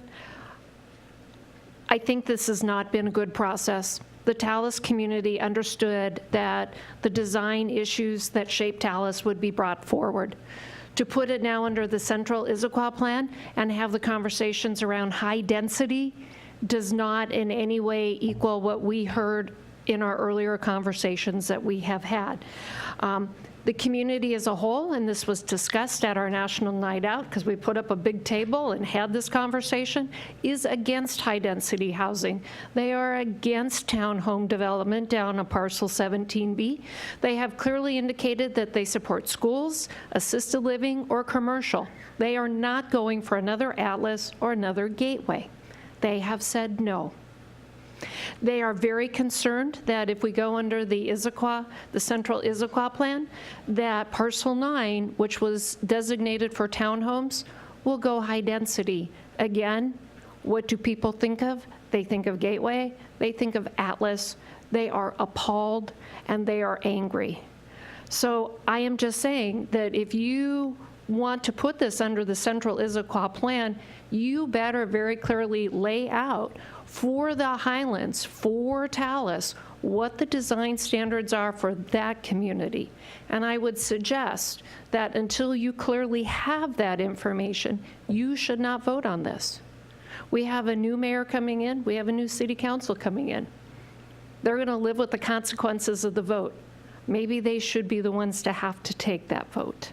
Just putting that forward. And I'd like to kind of end up with a couple of other things. Mary Lou, you brought up a great point earlier regarding sidewalks and designs, driveways. We are now actually having to referee angry neighborhood interactions because there's not enough parking. People are being forced out because cars are in driveways that overhang the sidewalks. Think of how big one of those big cars are, those Chevy Pilots. We don't have enough space with a lot of the design elements to allow people to live in harmony and have access to their private space, which is different than public space.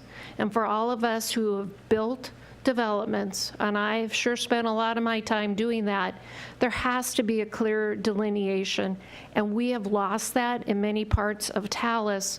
And as we go forward, we need to think about how we fix those past problems instead of just rolling them forward. So if you are going to put it under the central Issaquah plan, please have clear standards of design. Let us have this communication with people, and please tell us what your vision and plan is for parcel 9 and parcel 17B clearly before you take the final vote, because that is the question that is consistently asked of me when I am out meeting with neighbors. Thank you. Anybody else? Elizabeth?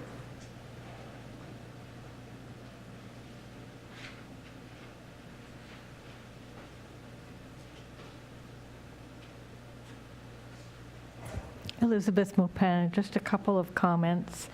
One, I think I heard you say that you're going to remove schools from being an approved inclusion in single-family detached areas. That's where children live mostly. Doesn't it make sense to have schools near where the people who are using them live? So I wondered about that. And through all of this, I've been rather impressed with the community process that Shelter Holdings has used to find out what is important to the community and what would work. There's a lot of the affordable housing that Issaquah has. Quite a bit of it is up in the Highlands. Some of the people who live in affordable housing are the people who would work in retail, restaurants, and so on. That's the kind of employment that would allow people who live in the area to work in the area. Makes some sense to me. Thank you. Yeah. Yeah, that's all right. Mine's pretty quick. I'm Aaron Culver, resident of Issaquah Highlands. I live in the lower area of the Highlands, just behind Sunset Walk Pond. And I would just add to what the young lady who spoke before me said, that we were really appreciative of the process that Shelter Holdings went through. And I was really excited about what they had proposed for a lot of reasons, mostly because I live down close to the existing retail. It's a walkable process for me and my family to go to the new area and visit the parks and experience the retail. And probably the coolest thing that I thought that they were going to do was build the subgrade parking, because for the most part, most of the people live up on the hill, and they're not going to walk like we do to Agave. They're going to drive. And so the parking on surface level is packed, like on a Thursday night, Friday night, Saturday night. You can't get parking. I mean, you're literally circling the lot to trying to go, to the Ram for dinner if you're going to drive down there. So by putting subgrade parking, retail, and the density above, it was a great solution to get people out of their cars and walking in plaza areas that were green and retail and accessible for the way we want to live in an urban environment. My understanding, that's currently off the table, and so they're trying to figure out a new solution. The new solution sounds like it's more of the same that's already there, which is parking. You park at Starbucks, you get back in your car, you try and get across the road and go to Safeway to get your groceries to go home. I mean, there's no walkability in the current retail setting because cars dominate the environment. So I think the real solution is to go back to what the original plan was and actually put in some subgrade parking, get people out of their cars, get walkable spaces, and if that requires more density, senior assisted living, condos for sale, higher end apartments, I'm all for that. Personally, I don't mind that, because I know that what people are going to do is they're going to drive less and they're going to walk more, and that's going to create a safer environment for me and my family to enjoy for the next 20 years, because that's where we're planning to raise our kids.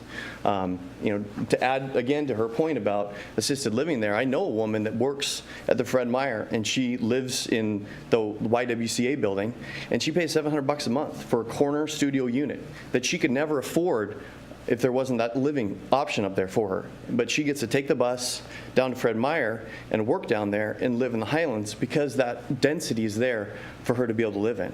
And so, again, those are the types of things that can come in when you allow that type of development. I agree with Jason. A corporate office park there is ridiculous. If that was part of the original plan, that was a vision that I don't think ever should have been there. It's not realistic to think that you're going to build corporate offices and most of the people that live in the community are simply going to work there. That's just not reality. You're going to get people who are now coming in that don't live in the Highlands that are going to maybe have jobs there, and then they're going to be leaving, and the rest of the people are going to be fighting that traffic as they go to Bellevue or Redmond or Seattle, wherever their jobs are. So a much better use than a corporate office park is a real retail center with real subgrade parking and real housing options that are both affordable senior condos and high-end apartments above that retail. That's the real value of an urban village that we're still missing today. I mean, I agree with the gal who talked about Talus. That's a forest village. Issaquah Highlands is one better, but it's not real urban village. Thank you. You're welcome.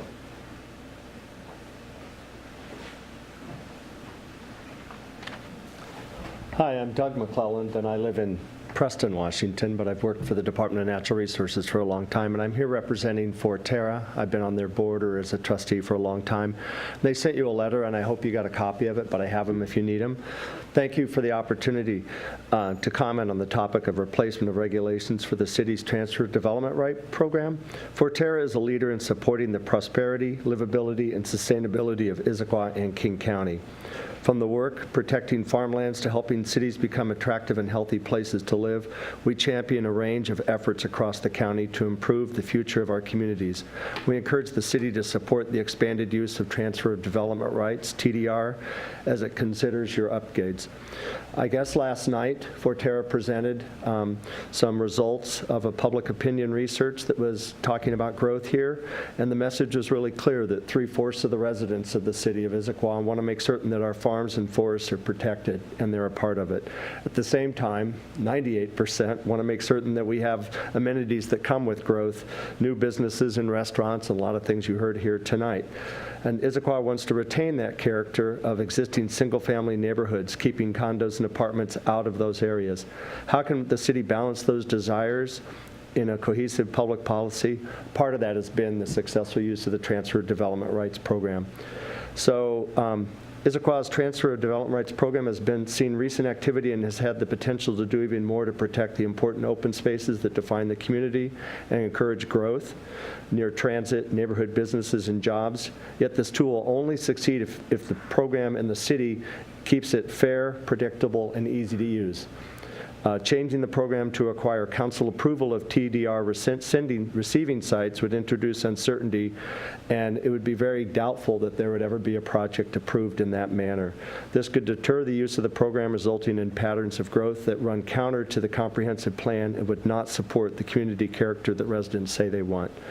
So if you're making changes to the development regulations that replace this consistency that has to be programmatic approach with discretionary approval process for TDR, could lead to the kind of growth that we know the community does not want, which is more sprawl. As you consider this replacement regulations, we encourage the city to think about how to create more opportunities for using TDR that upholds the certainty and transparency of the program, which makes it attractive for developers to use and bring the conservation and future of the city the residents have. Early in my career, the city of Issaquah was one of the first to do a TDR to keep forests in the High Point area just east of now what is Issaquah Highlands. And it was a really big thing. I don't think anybody else had ever done it before, and here the city was one of the first, probably 20 plus years ago. So even before the program has grown to where it is today, the city's been a leader, and that's important for you to continue. If you want a copy of the letters, I've got them. If not, you're probably electronic. I think that's the way you're at. Take care.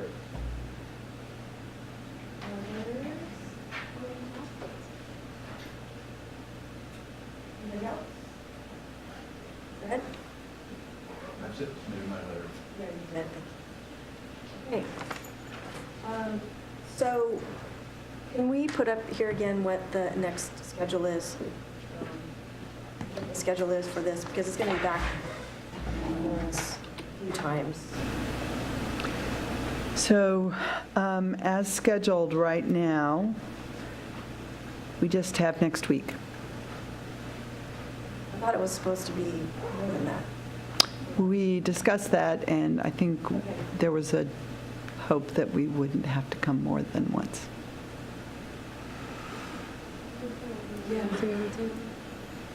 I kind of forgot my hillside overlay piece. It applies here too. So if we're getting rid of development agreements and we're going to go with new regulations, this will be our first step by putting it citywide, by putting it in these two areas. So same thoughts that I had before. We need to have it. And right now, the recommendation on tree preservation for replacement regulations is IMC. So if we're going to be tinkering with the IMC tree regulations, it seems like it's going to hit both of your concerns that you've mentioned Two this evening. places. Yeah. Tree preservation and cut and fill. So hillside overlay is both. Hillside overlay is about how you construct on the hill and also how many trees come down. And so we don't have that in this regulation.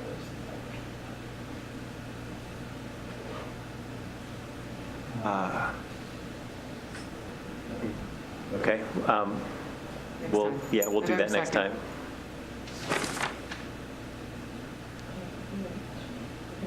So this will be back before the council, this committee, at least one more time.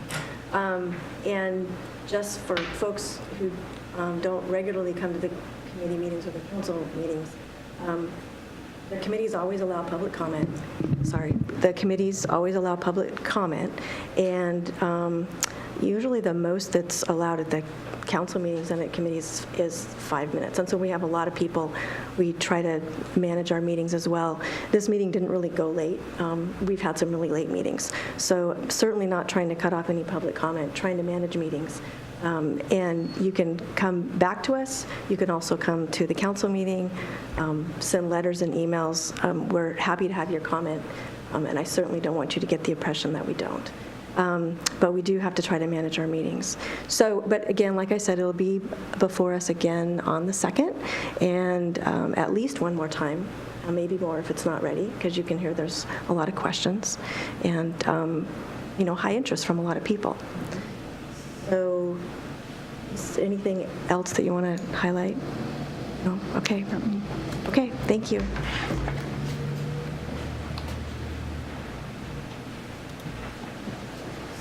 So the last item on our agenda is the... Visions.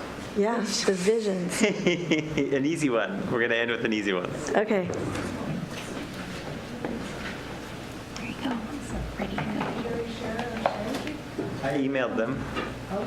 Yeah, Not I got an it. email today. We're just going to do 5 tonight. 5 neighborhoods. Okay. Deep conversation, as deep as we can stomach. And do you want me up here? Of course. Otherwise, the people at home can't see you. Okay. Well done, Lucy. Where is this up here? I guess I can put this one.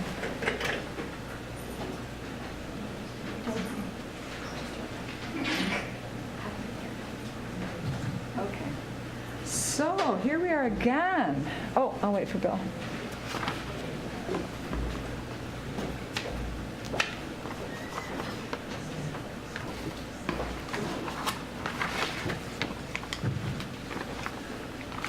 Is the whole thing? Should I start without Bill? Okay. 10, 9, 8. I'll just fall over, okay. Should we make this smaller so the whole thing, can you run again? I love it. Oh, if it's too small, okay. Okay. Ready? So, yes. So we thought we would take just 5 of the visions, 5 of the neighborhoods, or 2 if you lose your mojo, just to sort of delve in, see if anything came to you in the middle of the night as you were sleepless with, wow, that was so exciting. I wish I would have said that. But so here we are again. So you're able to add some comments and context and give us some great direction. So starting with Pickering, what we thought we'd do is if we could do 5 tonight and 5 on the 2nd, and then maybe the overriding central at the end of the 2nd, then you would have gotten through all 10, and then the public hearing would be the next week for PPC. And they have 2 nights for their public hearing, and then it would come back to you in December. So that was sort of the game plan. This is like an early touch before we go to Right. PPC, and we want to make sure you guys are kind of on board with where we took the visions. So when it's my turn, I'll just go through everything I have and each one, and you can highlight. Okay. I just have a general. I just don't think this is as far as long. It is as far along as it needs to be, as I think you think it is. So I had a bunch of general comments last time, but I actually, this feels like a lot of work to be doing in committee. I was hoping that actually from Monday's meeting, you would come back with something else. Meaning, I didn't think we were going to sit here tonight and wordsmith 5 neighborhoods, but I didn't read your email either. And I'll tell you what my concern is. To me, I'm still having, while I like the categories and I like that it's broken out, my general comments the other day was that I don't think the language underneath the categories is ready for us to look at. Meaning, for example, green necklace and parks. We have some. We're going to get more. My comment the other day was that we just say we're going to work on it, and that's not good enough, actually. You need to come and tell us what we're doing. If we're missing a major park in there, you need to say that. I know you can't draw a box on there and tell us where it is, but to me, this isn't ready to be reviewed. And so we can go through it, but just the format itself doesn't work for me underneath the categories. I just expected it to be, here we are. Near term, we're going to do this, and long term, we're going to do that, and all bullets. And this, to me, is just lots and lots of words again. And I don't feel it. I can't see these neighborhoods. I can't picture them. And so I'm not sure I understand what you guys were trying to do with this. So I don't know if wordsmithing or just throwing stuff out at you is going to get us. I almost think this needs to be reworked before it comes back to committee. That's my opinion. So I don't disagree with that, and I'm not really interested in wordsmithing at all either, because I don't think it's at the point where we want to wordsmith. But I'm happy to go through my bigger thoughts as I go through each one of these, and maybe some of that will. I don't know if the committee members will agree with me or not, but. Maybe it will give a sense of why I agree with Mary Lou, if we want to do that. But no, I don't want to wordsmith. Right, no, I don't think we wanted to wordsmith. What do you think, Bill? And I'm kind of probably a little between the two of you. To me, I look at things kind of simple. So I had a vision. I go, there's my vision. I'm here now. Here's my steps to get to that vision. And I don't quite feel that here easily. There's some mix of stuff here. There's some really good information in here, but it's mixed with kind of planning, ideals, and real details, and it's hard to separate the two. And so we read along, it's like all of a sudden, that's really good, But it's mixed in the middle of a long paragraph, and it's a good step that needs to be taken, but it's hard to find. So I just a simpler form of here's a vision, here's where we are, let's get these steps to get there, and so this is what's missing, this is what's good, and a little more, because how do you get to a vision if you can't, see some of those, and some of that stuff's in implementation strategies. There's some good stuff in there, and there's some, just kind of, so it's just implementation is really like. I don't know. It should be more concrete to me in some sense. And some of that's up in here. Y'all find some up under the 5 boxes. I'll find some good stuff in there that's really an implementation thing. And that vision to be just simplified, there can be more stuff under it, but the vision kind of simplified to here's the vision, and then some details underneath it when you want to get more into it. Help fluff up that vision. I get lost in some planning talk. I don't want to say that word too much, but. So the challenge I think we had, let's go back to what problem we were trying to solve, I think the problem we were trying to solve is we had 10 neighborhoods that were not well defined in the plan. And, you know, as Western Gateway became our poster child of the first neighborhood that completely redeveloped, or more or less, there's still some small parcels that could do something. But, you know, the question was raised, well, how, if you read the vision for that neighborhood and you see what we got, there seems to be, you wouldn't have, if you saw what we got and wrote what you thought that was supposed to be, you wouldn't have written the same thing as was in the vision. So if you work the problem backwards, it didn't work. And so I think what we saw, and as we went out and talked to focus groups in the community and the task force, I mean, you know, what we heard was, if we're going to have these 10 neighborhoods, and not 9 neighborhoods or not 6 neighborhoods, but 10, why is there 10, and do they each have a personality? You know, that thumbprint that is identifiable by our community. You know, and some things, and you know, you look at our city and you say, okay, there's value in Old Town and the Highlands and Talus and Squawk because they're identifiable, right? You know, our community understands those neighborhoods and what they are. But within Central Issaquah, we were trying to create these 10 new neighborhoods. You know, there was no housing, or very little bit around the periphery, but we knew we were going to bring housing in, and they were going to become neighborhoods where people now maybe cut through from Sammamish because it's easier. You know, there's all these things going on within this fabric that we're trying to turn into neighborhoods. And so what you've got is you've got a vision statement up top, and the middle section, you're right, Bill, it's kind of a combination of, here's some things we want to have happen, but here's some problems that we have in this area right now. But in theory, what that's supposed to do is lead you to the implementing strategies. So you've got the vision, you've got the implementing strategies, but you need the middle piece to say, how did you get to those implementing strategies? That's kind of the structure for how this is supposed to work. Now, now what I would say, candidly, off camera, Wes, just kidding, is not all neighborhoods are easy to do. Some were easy to do because they had personalities that were already kind of growing, and some were just going to be a complete redo from what's there today. And so that was the hard part of this, was I think starting to put some more meat on the bones for these vision statements if we're going to keep 10 neighborhoods. And I think that's maybe part of this problem that we're dealing with right now, is should there be 10?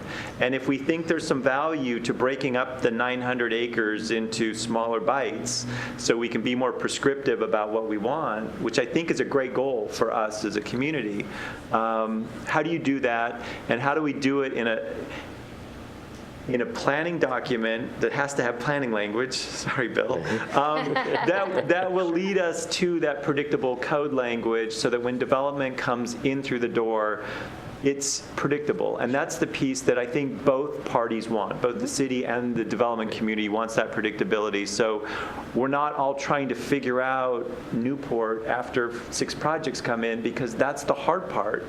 You know, the roundabout for Gateway should have happened way before it did. You know, just candidly, I think we would all agree with that. And so how do you pivot and get out in front of this? You do it with a good vision statements and a good plan, and I think we're trying to get there. And I understand. I'm making a speech. Sorry. I know. So that was the intent. And if we fell a little short, you know, I think what we were hoping is some help with the committee. And I don't disagree with you. The comment you made, was that last night? The comment you made about this should be a bigger council conversation. We can always, when we get out of PPC and we come back to the council, it can stay at work session, if that makes more sense to the council. But we can, so what I would like to do, I understand where we were and how we got here. And this is going to PPC, what, twice? Yes. So I would like to give feedback. I don't think it has to be long and detailed because it's going to come back to us. Yes. But I think it's helpful to have some feedback to the extent that you have any more. I do, but it's not long. And it's not wordsmithing. I just want to tell you what I read and what I pulled out of it and what my opinions are so far. Okay. That's all I have for 5 of them. That'd be great. Okay, I have a couple of things. One is I can do the 5 neighborhoods. That's not an issue.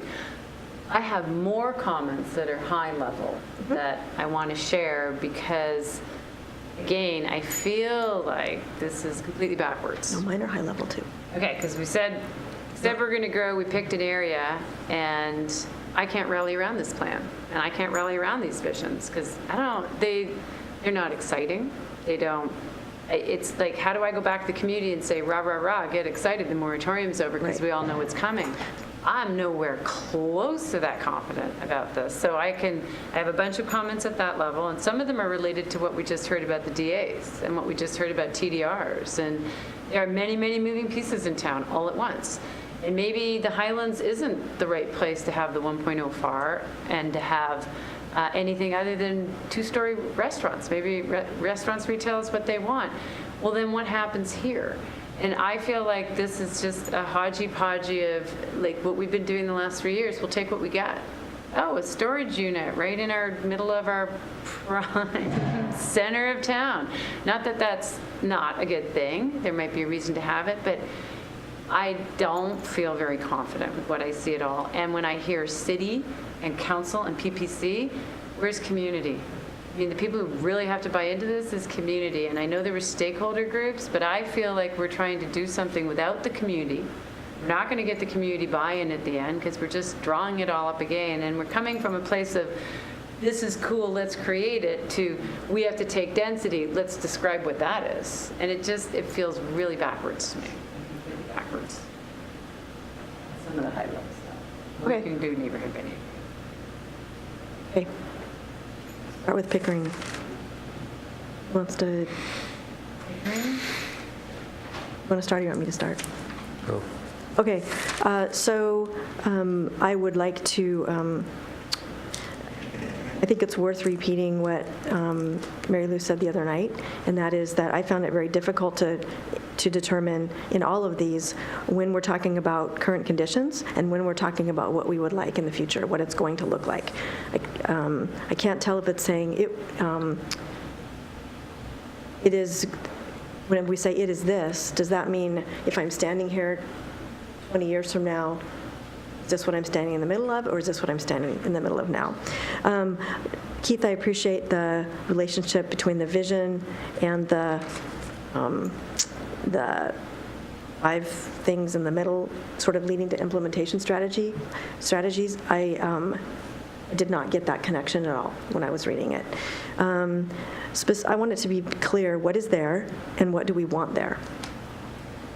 When I read the Pickering neighborhood, so that was kind of generally for all of them. When I read the Pickering neighborhood, I see a couple of things stand out to me in the vision: mixed use, new vehicular crossing, and sound transit light rail station. When I look at, but it doesn't really tell me anything about the character of what this is going to be. What's outstanding about this? And I don't want to use the word outstanding, but what are the features? What do we want this to be?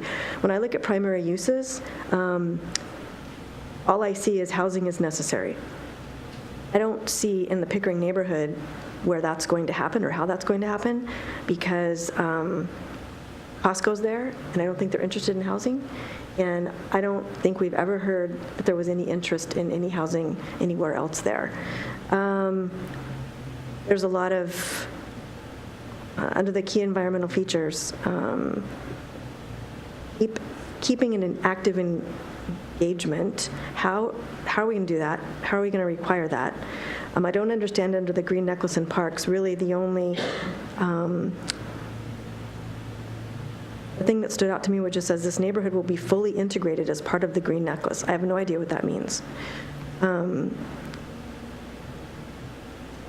Mobility and connections. There's going to be a strong mixed-use core between this neighborhood and the one across I-90, just, I guess, by virtue of a connection. I don't understand that. And then we obviously have no public gathering places. That stood out to me. So those are the things that when you look at just the nouns, those are the things I think we're looking at that we want. The housing one was very curious to me. But I didn't understand really what this was going to be when it was all grown up.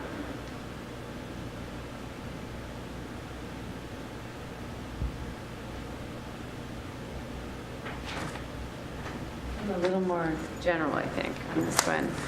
I think in reading the development agreement for Costco, what they're required to do, what they're going to do, they're not having housing. Reading the development agreement for Hyla, knowing what they're going to do, all the rest of it, I actually can draw a picture in my head. Here I can't. So I know it's harder. It's probably the hardest exercise we'll ever go through when it's multiple landowners instead of just one.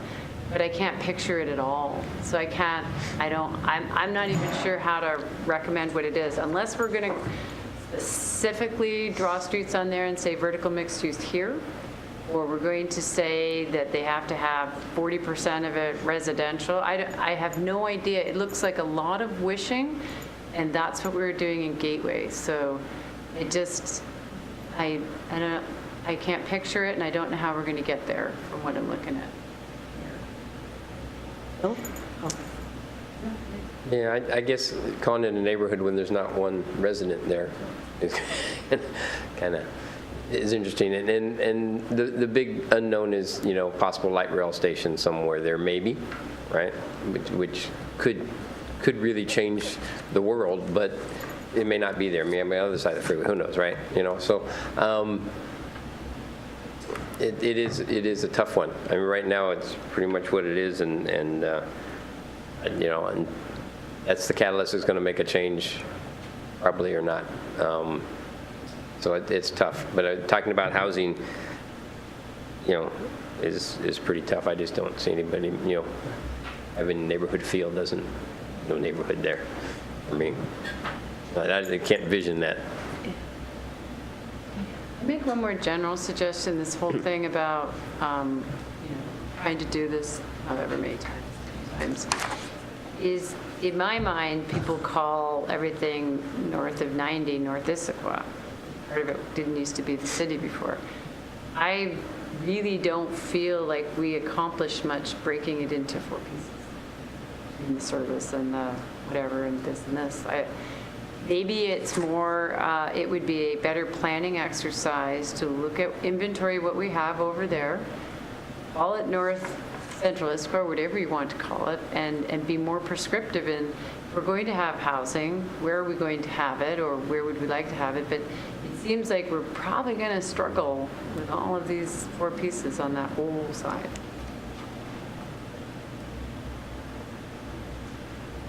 Western Gateway? With that one? No, I'm just kidding. No. Western Gateway. So when I looked at Western Gateway, I read it all. There was a lot of references to environmental things. Trails, creeks, mountain to sound. Because I underlined all the environmental stuff in green. And then it says variety of residential and residentially compatible uses, but it talks about cited to mitigate the noise from I-90. And I cannot imagine right now what we would, I just had trouble figuring out where we envision putting more there. But I also remember that we talked about a connection, the non-vehicular connection across, and it just came to me. I don't know why, but I thought I envisioned just that being just a big giant park there. What? Big giant park. Where? Western Gateway. You thought it was going to be a big? No, I envisioned a giant park in those vacant areas right there. Well, they're not. Oh, now they're going to be houses. That's Gateway. That is Gateway. I know, but that's what I'm just saying. I envisioned a giant park there. That's not there. So anyway, I don't know, other than the connection, I don't know what else to say about. comments. One is, why don't we just call it a done deal? It's residential. I think we're still chomping around the edges like it's going to be something else. It's just residential. Yeah. It takes what's on the south side and adds it to the north side. It's going to be X number of housing units. Maybe there's a few blank pieces, but basically that's a residential neighborhood. We're never going to get that connection because it's not fair to go back to the taxpayers of Issaquah and say, you're going to connect two brand new neighborhoods over it. So take it out. Get rid of it. Because the part that really drives me crazy about this is how much is being put back on the regular taxpayers to pay for. And so we should have asked for that when we were dealing with other people. We're never going to get it. And then the third, residential, the overcrossing, was something that you had said. I can't remember. But, gateway. So this whole gateway treatment thing, what a huge disappointment for me is they should have built it for us. And every place we're calling a gateway, the new developers should have built it. So coming back again and asking the taxpayers to add it is just awful. We're not going to get the gateways, rip that out too. It's just, it's putting it all, it's just not honest to tell the public that this is going to be an amazing new area and it's going to pay for itself. But by the way, you're going to pay for a crossing over I-90 and you're going to pay for all the gateway treatments and you're going to pay for this and that. It just, we didn't get it, we're not getting it. We're just not going to get it. And I don't feel it's fair to go back to taxpayers and tell them, you have to do all, like even where Atlas is in the core area, whatever it's called, or just outside the core. It doesn't say anything Central Issaquah at all. There was a corner to do something, there's a trail. We didn't get anything. We didn't get the arches, we didn't get the corner treatment. So if this is a done deal neighborhood, call it Western residential neighborhood and just call it what it is, because it's not going to be any more than what it is. It's just going to be residential. We're not getting a gateway, we're not getting an overcrossing, unless taxpayers want to pay for it. And I just think that was not what the deal was supposed to be. Kind of done. How many pieces are left? Not much. So it's kind of hard to vision something else than what's already half constructed for me. So, okay, I hear you. Okay, so one choice is, let's take it out of Central Issaquah plan, right? Why is it any different than Oak Crest? Well, and so I'm being serious. I know. So if you It's guys not. want to take it out, that's a choice. I think, as we start to strip out our long-range vision community amenities like gateways and crossings of freeways, then we never get them, right? They never happen. At some point, we'll have 700 to 1,000 people living in Gateway and Gateway Senior, and they'll be wondering how come they can't get more directly to the state park, and why didn't the city ever think about that? And there's a guy sitting over there that thought the one that's built on 900 should have been there. So, so it's in the plan. It was part of the public outreach. I think what my staff would say is they heard from the community that there wanted to be another connection to the state park west, sorry, I'm directionally challenged, of 900. If we don't put it in there, if it's not in the plan, our ability to go to WashDOT and try and negotiate for that goes completely away. I mean, yes, our taxpayers would have to pay for part of that, but our taxpayers will be living in those neighborhoods that will want that more direct access to 900. So here's my second idea then. Why don't we have LID in that area to finish it out? Why do the taxpayers in Oak Crest have to pay for it? That's where I'm getting stuck. And actually, where Gateway is being built, where that Central Issaquah piece is, that's not the city boundary. The city boundary is blocks away. So if that looks like Oak Crest, call it Oak Crest. It doesn't mean that when you cross 900 near the TOD project, there's not some big gateway feature. It's saying we're going to have a gateway feature in a neighborhood that looks like Oak Crest, which isn't even the city boundary. Just doesn't make a lot of sense. Maybe the gateway moves somewhere else, but and I don't argue that it may be a necessary mobility connection, but I just feel like it's a plan and we should be able to carry it out. And what it seems like is it's a wish list, and when we don't get it, we just say we didn't get it. And so are we really going to get that crossing? And who's going to pay for it? So we're commenting, I know, but I think this is a big piece, and I'm just going to Sorry. It's going to come back to us. The question is, I think your point, Mary Lou, is there's a difference between developer exactions and public infrastructure, right? And so part of what you see, I think most of the implementing strategies that you see is the public piece of this. It is the stuff that the city should be doing to make this part of our city great, right?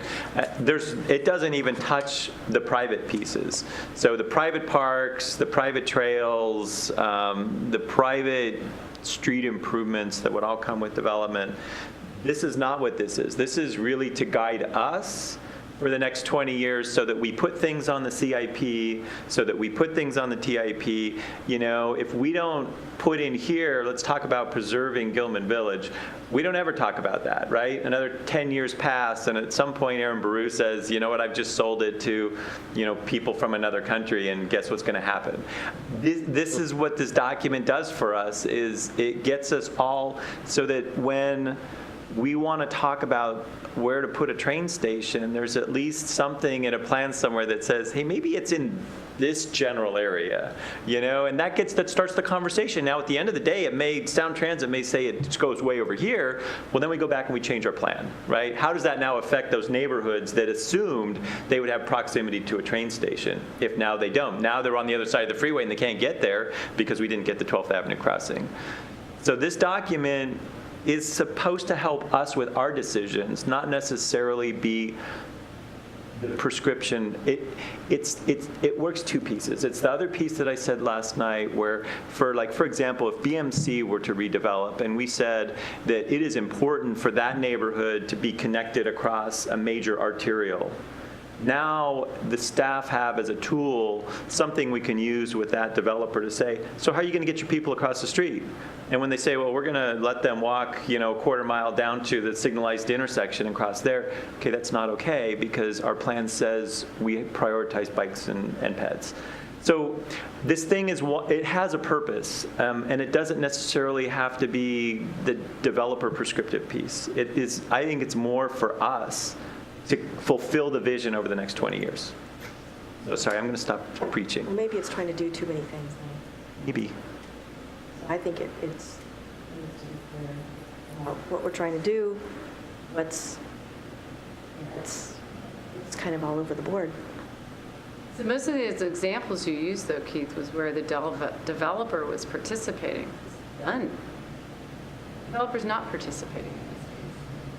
It's done. Right. We didn't get it. Right. So the other ones were all, we need to have it in here because we're going to work with the developer to get something that the developer would pay for, but in this case, no, because it's all done. So we're not going to get the crossing unless we pay for it ourselves. Right. So we got that. What we got was we got the landing from the developer. We got a place to land a bridge if we needed to. And we got a public access to that landing spot so that the public can get there. So having that in the plan. No.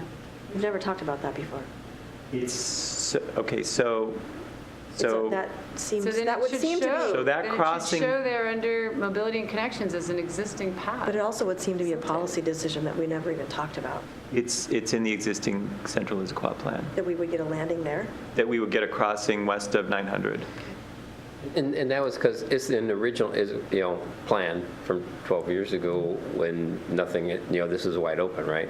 And so this vision is still part of that initial vision when it was wide open. Now it's not so wide open. Well, I think the vision needs to be reality, but I think under mobility and connections, then that's what it ought to say. We got the pad. Right. But so if we got a pad, we got something from the developer, then we ought to show that under mobility and connections.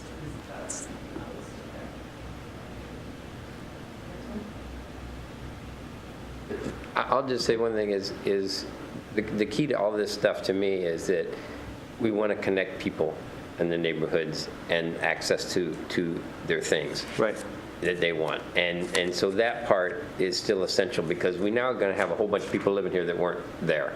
Right. So taking what we can do for their quality of life, their access, their maneuverability, all those kinds of things, that's important. I think, and that's going to be important for the next 100 years, right? Because now this is a residential neighborhood. So that part is important in how we do that. And over time, although it seems like, at this point in time, a footbridge over I-90 would never get funded in any way I could imagine right now. But 20 years from now, maybe, who knows? Maybe things would be different. So I don't know, but that's what I have to look at as your vision is, this is now a big group of residents we have that are packed in pretty tight to an area. So how are they going to manipulate the The city? builder should have paid for it. Is water under the bridge? I don't think for the citizens who are looking at all the rest of the land that it's water under the bridge that we didn't get it. They're going to look at all the promises in here and it's all coming on them. It's not coming on. I think that's being dishonest with the public, saying this is going to pay for itself when it comes. No, it's not actually. We're going to get more people, and then you're going to get tax bills to connect them around because the developers didn't build it. I didn't say that at all. No, so. I'm saying that's what I think it will feel like. I said that's what it feels like, that this whole new thing is going to get created on the valley floor, and it's all going to work, except it's only going to work if the existing residents pay into the transportation fees. I don't think that's what the promise was. I think people thought that the developers would bring these amenities, these public amenities, to the table with them and build them.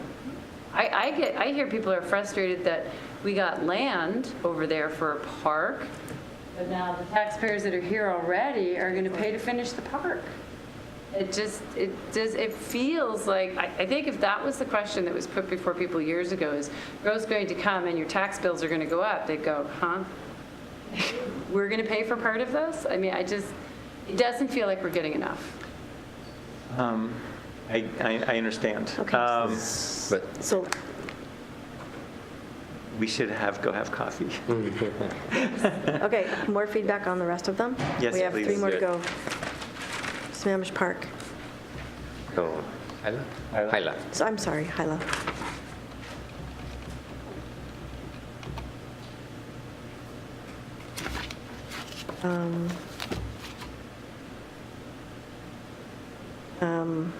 I thought there was a lot of nice words. And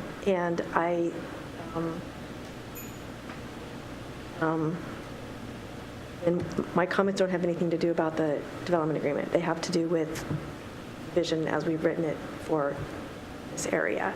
And I've my same comments. I don't, it doesn't tell me what it's going to look like and specifically how we're going to get there.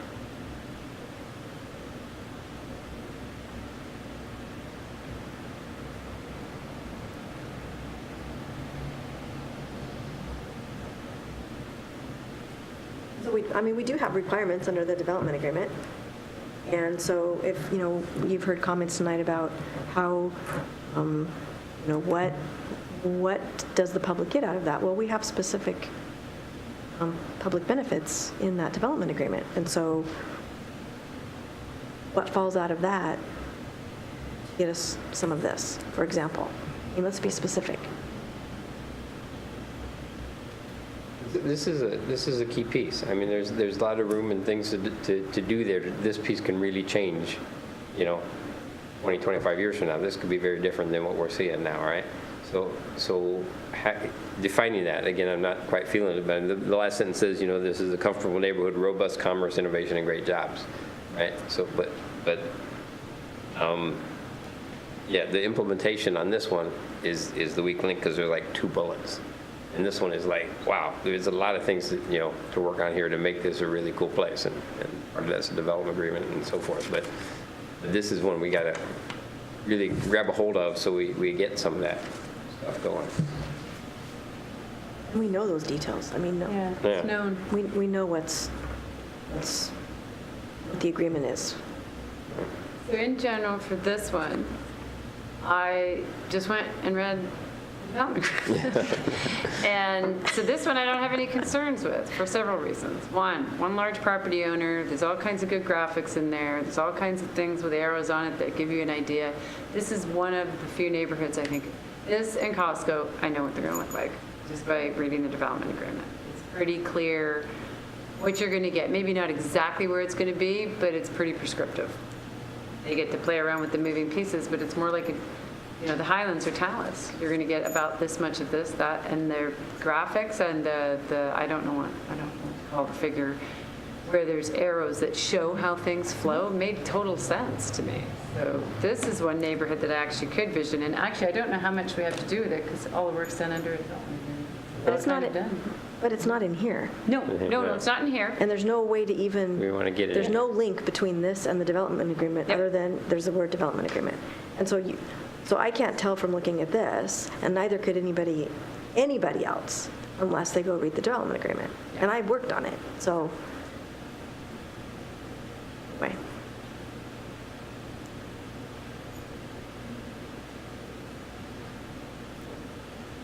Amish Park?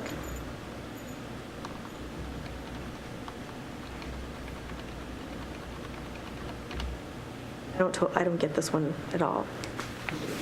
I think, I guess it feels to me like we borrowed extension Lakes and Mammoth State Park because it's adjacent to it. But I don't see how it, other than it being very accessible, if we get some housing there. If we don't, we have offices there. Other than that, it's a plot of land that's next to Lakes and Mammoth State Park. The freeway. And the freeway.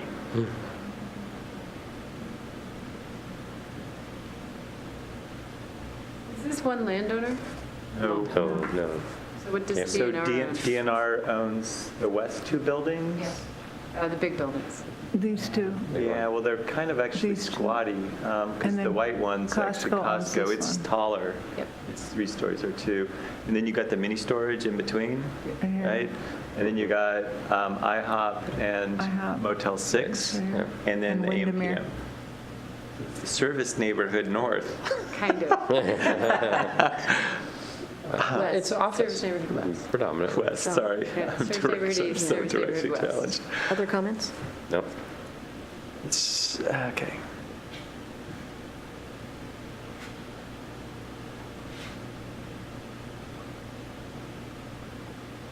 No more?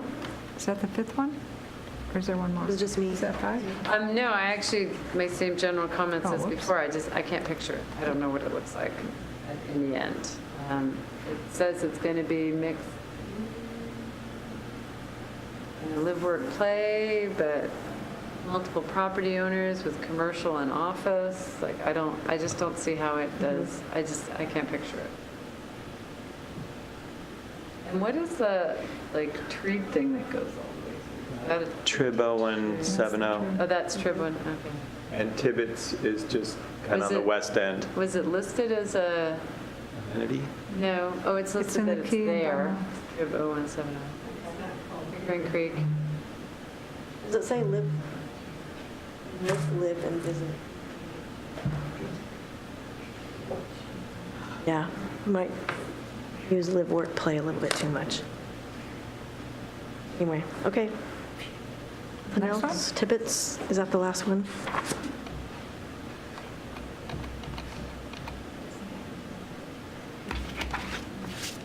Half under development agreement? Yeah. Oh, less than Part half. of it. really. Less than half? I had the least trouble with this one. So you guys have been pretty prescriptive Mixed use. with Todd and with the VMU and, Right. the things that are going on, and a lot of conversation with CA about Mall Street. I mean, I think this one, a lot of the the wheels have been turning on this neighborhood just because of the other things we've been doing, I think, to some extent. Well, I think I have the least trouble visualizing this one, but the page suffers from the same things we were talking about before. I can't tell necessarily what's the difference between what is there and what we want to be there, who's bringing what public benefits, who's paying for all of that. It's all the same. But in I'm not terms- going to write suffers. I'm kidding. Well, okay. No, I'm kidding, Stacy. Can I ask a high-level one? That was very graphic. So if you combine this with Hyla, with Costco, and called it and Gilman and called it a day. Why did the boundary of Central Issaquah, why is it such a massive piece? I understand there were similar characteristics to start, meaning 1-story, 2-story, and surface parking, but if we wanted to start in the center and build something that you could build on, was there ever discussion of Central Issaquah Phase 1, 2010 to 2030, Central Issaquah Phase 2, so that we didn't do the donut hole thing, which is what we're doing now, where we're building on the outside instead of on the inside, where we said we wanted it. We're actually not putting the residential near where the potential train site would be, maybe for a couple decades. We're building it elsewhere.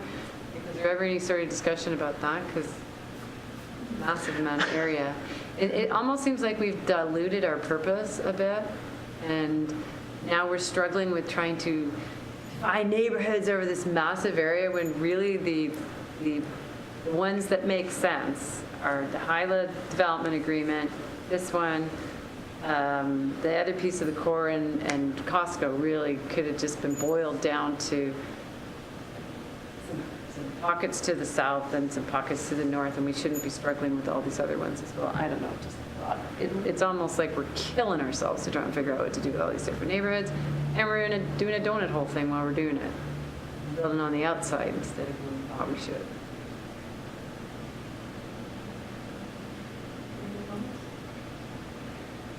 I just think That was an easy one to deal with. This is one I would expect to see a lot of more detail on. Like I say, this has been a lot of discussion and some of that stuff. And the implementation strategies, from what I know, is like, I would want more. More prescriptive, if you like, because you say that. Right now it's really, it's not enough to get to the vision. I think the vision, actually, people were having that a little more, but steps to get to it, I think, is what's needed a little more.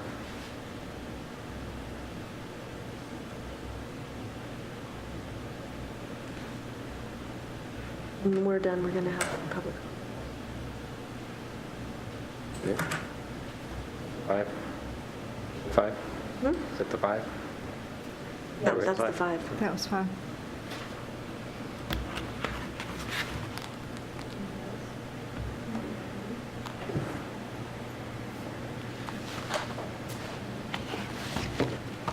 Are you taking public comment? No? Yes? Yes. Yeah. I will move then. Public comment time. Honey? It's okay. Excuse me. Excuse me. Where's the legs?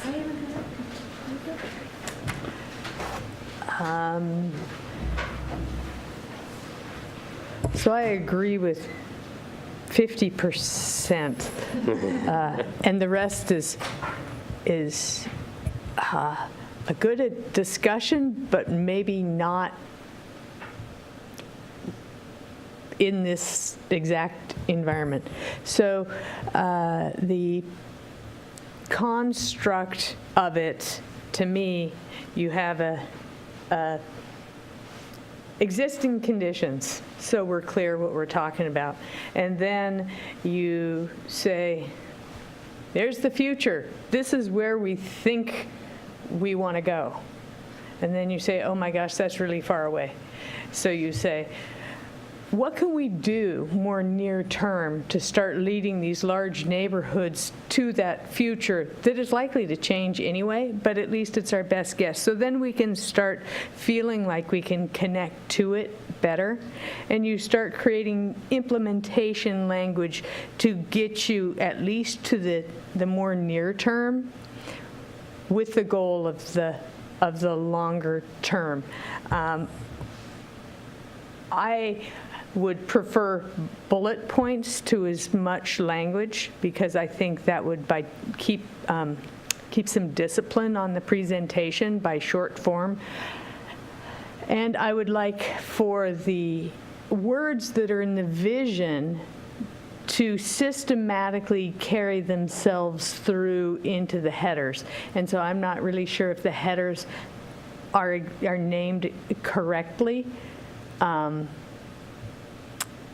And so I think, again, a disciplined look at the visions carried through to the appropriate subheaders if you keep with this form, because they bounce around with every neighborhood what each thing says. So I don't think that the ideas are all bad. I just think it's sort of like a puzzle piece and needs somebody with a whip saying, nope, nope, nope, that goes here, that goes here, that goes here, and then take a look and see what the language actually says, because right now I think it's too hard to grasp it all in this format. So I would rethink my favored construct and then create discipline. Thank you. Next. Carrie. I think this long, you gotta say something. Carrie McGill with Raleigh Properties, Issaquah original.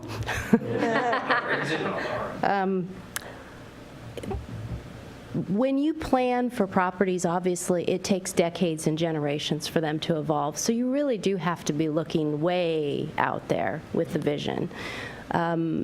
My first real introduction to this was in an odd place. It was in Dubai, actually, which we're not anywhere close to Dubai, but Dubai being the place on steroids, you could really see the neighborhood planning that they did, and it was very clear. They had a sports district, they had an international district, they had a business district and a market district, and just even those labels were very helpful in understanding what the character of the neighborhoods are.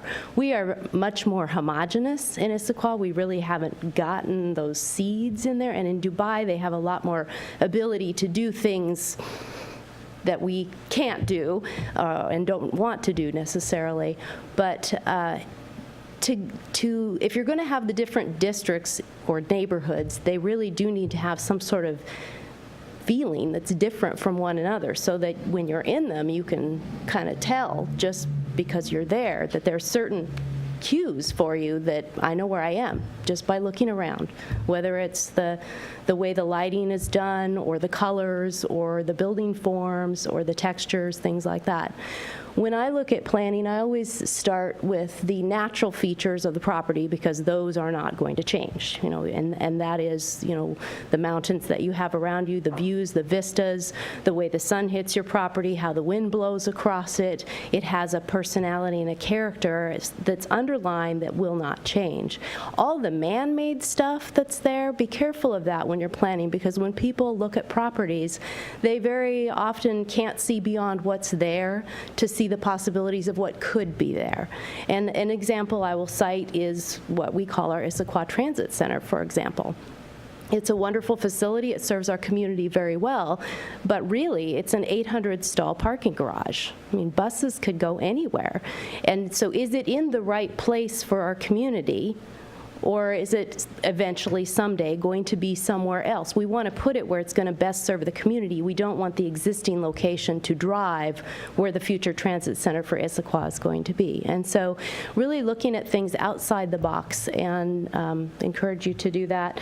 I know for the Tibbetts Valley neighborhood, I think that the Tibbetts Valley Park is a part of that neighborhood, even though there's kind of an artificial boundary. That is the green park that neighborhood is probably going to go to for that recreation. So there may be some encouragement to rethink about some of those boundaries and what those districts look like.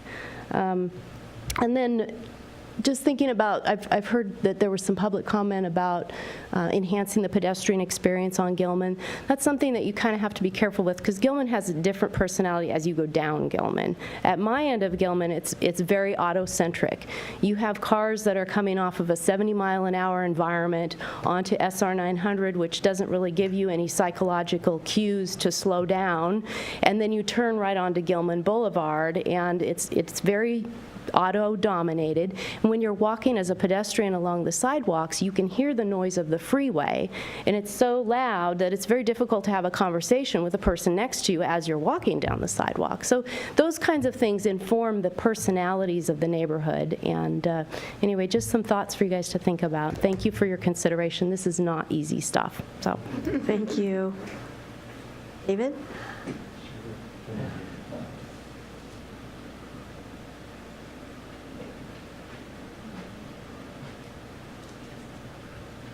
Okay, we kind of heard the failures so far with our Central Issaquah plan is affordability for housing and not the mixed use we're trying to get. So, and we've got, I think, people have been to Issaquah lately, come on I-90 and see Gateway. They can't believe it. So how does we make this work to avoid the problem, or do the affordability issue, the mixed use? How do we make sure this is working towards that? And how do we avoid one of these areas that we want to write it off like we pretty much we're doing with the Gateway area?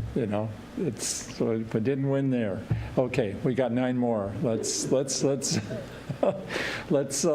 some winners in here, and let's make sure this works to do that. And there's a lot of great information here. There's a lot of things about the future that I think are key to make that happen. But how do we make sure it goes? Good luck. Thanks, David. Anybody else? That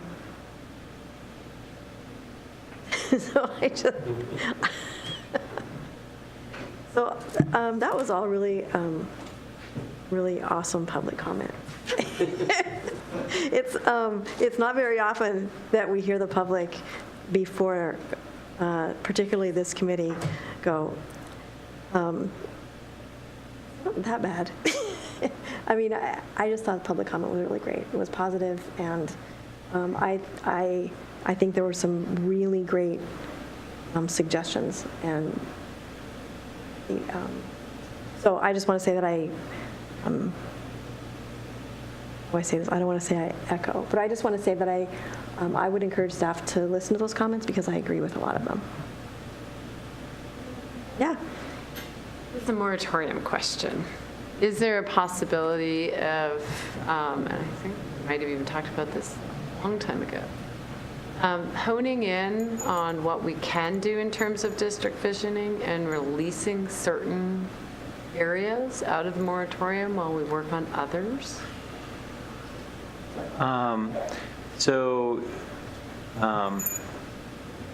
You guys can change the geography of the moratorium.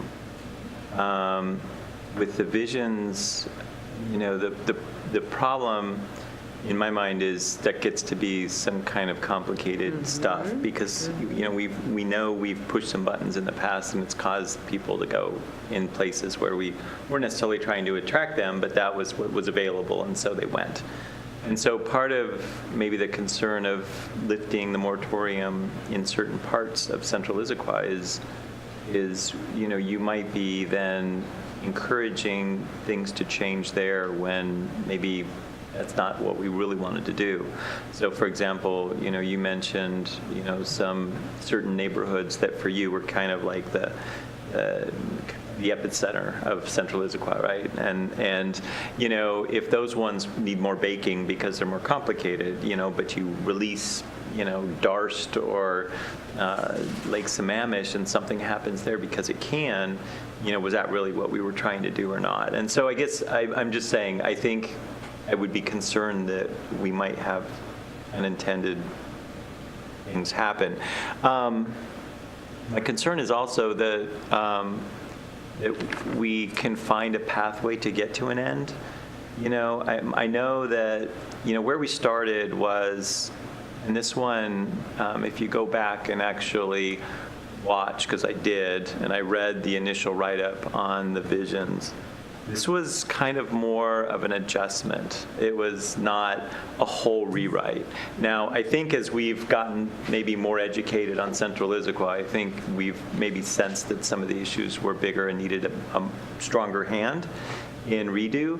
And so, I don't mind, and I think we all have been trying to move this thing along, a great distance from where it was. And I guess if we can figure out where we want to land this, I think we'll spend as many hours as we can to get that done. I think our worry is that it's never going to be good enough. And I'm not being critical in No, I any just had a way. suggestion, so I was waiting for you. I was just going to say, as you're talking, and I listened to some of the public comments, maybe, and you put them all together, maybe a much shorter, maybe this needs to be a much shorter document. Okay. So if we're looking at creating runways for the future, Yeah. not necessarily creating the future in one document, and if we're looking at readability and not trying to get, every single thing in the document that's in each little neighborhood, maybe, you always have to start with some draft. The Yeah. draft is never what you end up with. Right. And so maybe this draft just tries to do too much. Okay. And so maybe that's one way to get us where we need to go in the short term. And I love that idea. I would just say that I actually think some neighborhoods have a shorter runway than others. Some have already started to move.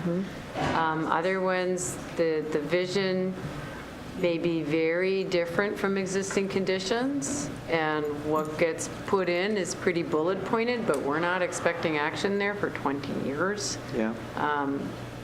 They may not all look the same. Some of them may have a lot more under those categories, and others may be just barely penciled out for now. I also wanted to say that there was a word that Carrie used, and it was homogeneous.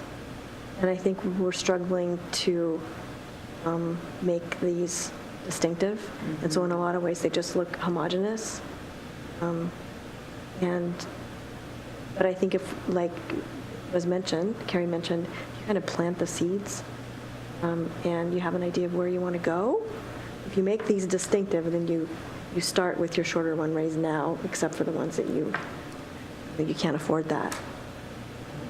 I just thought that all three of the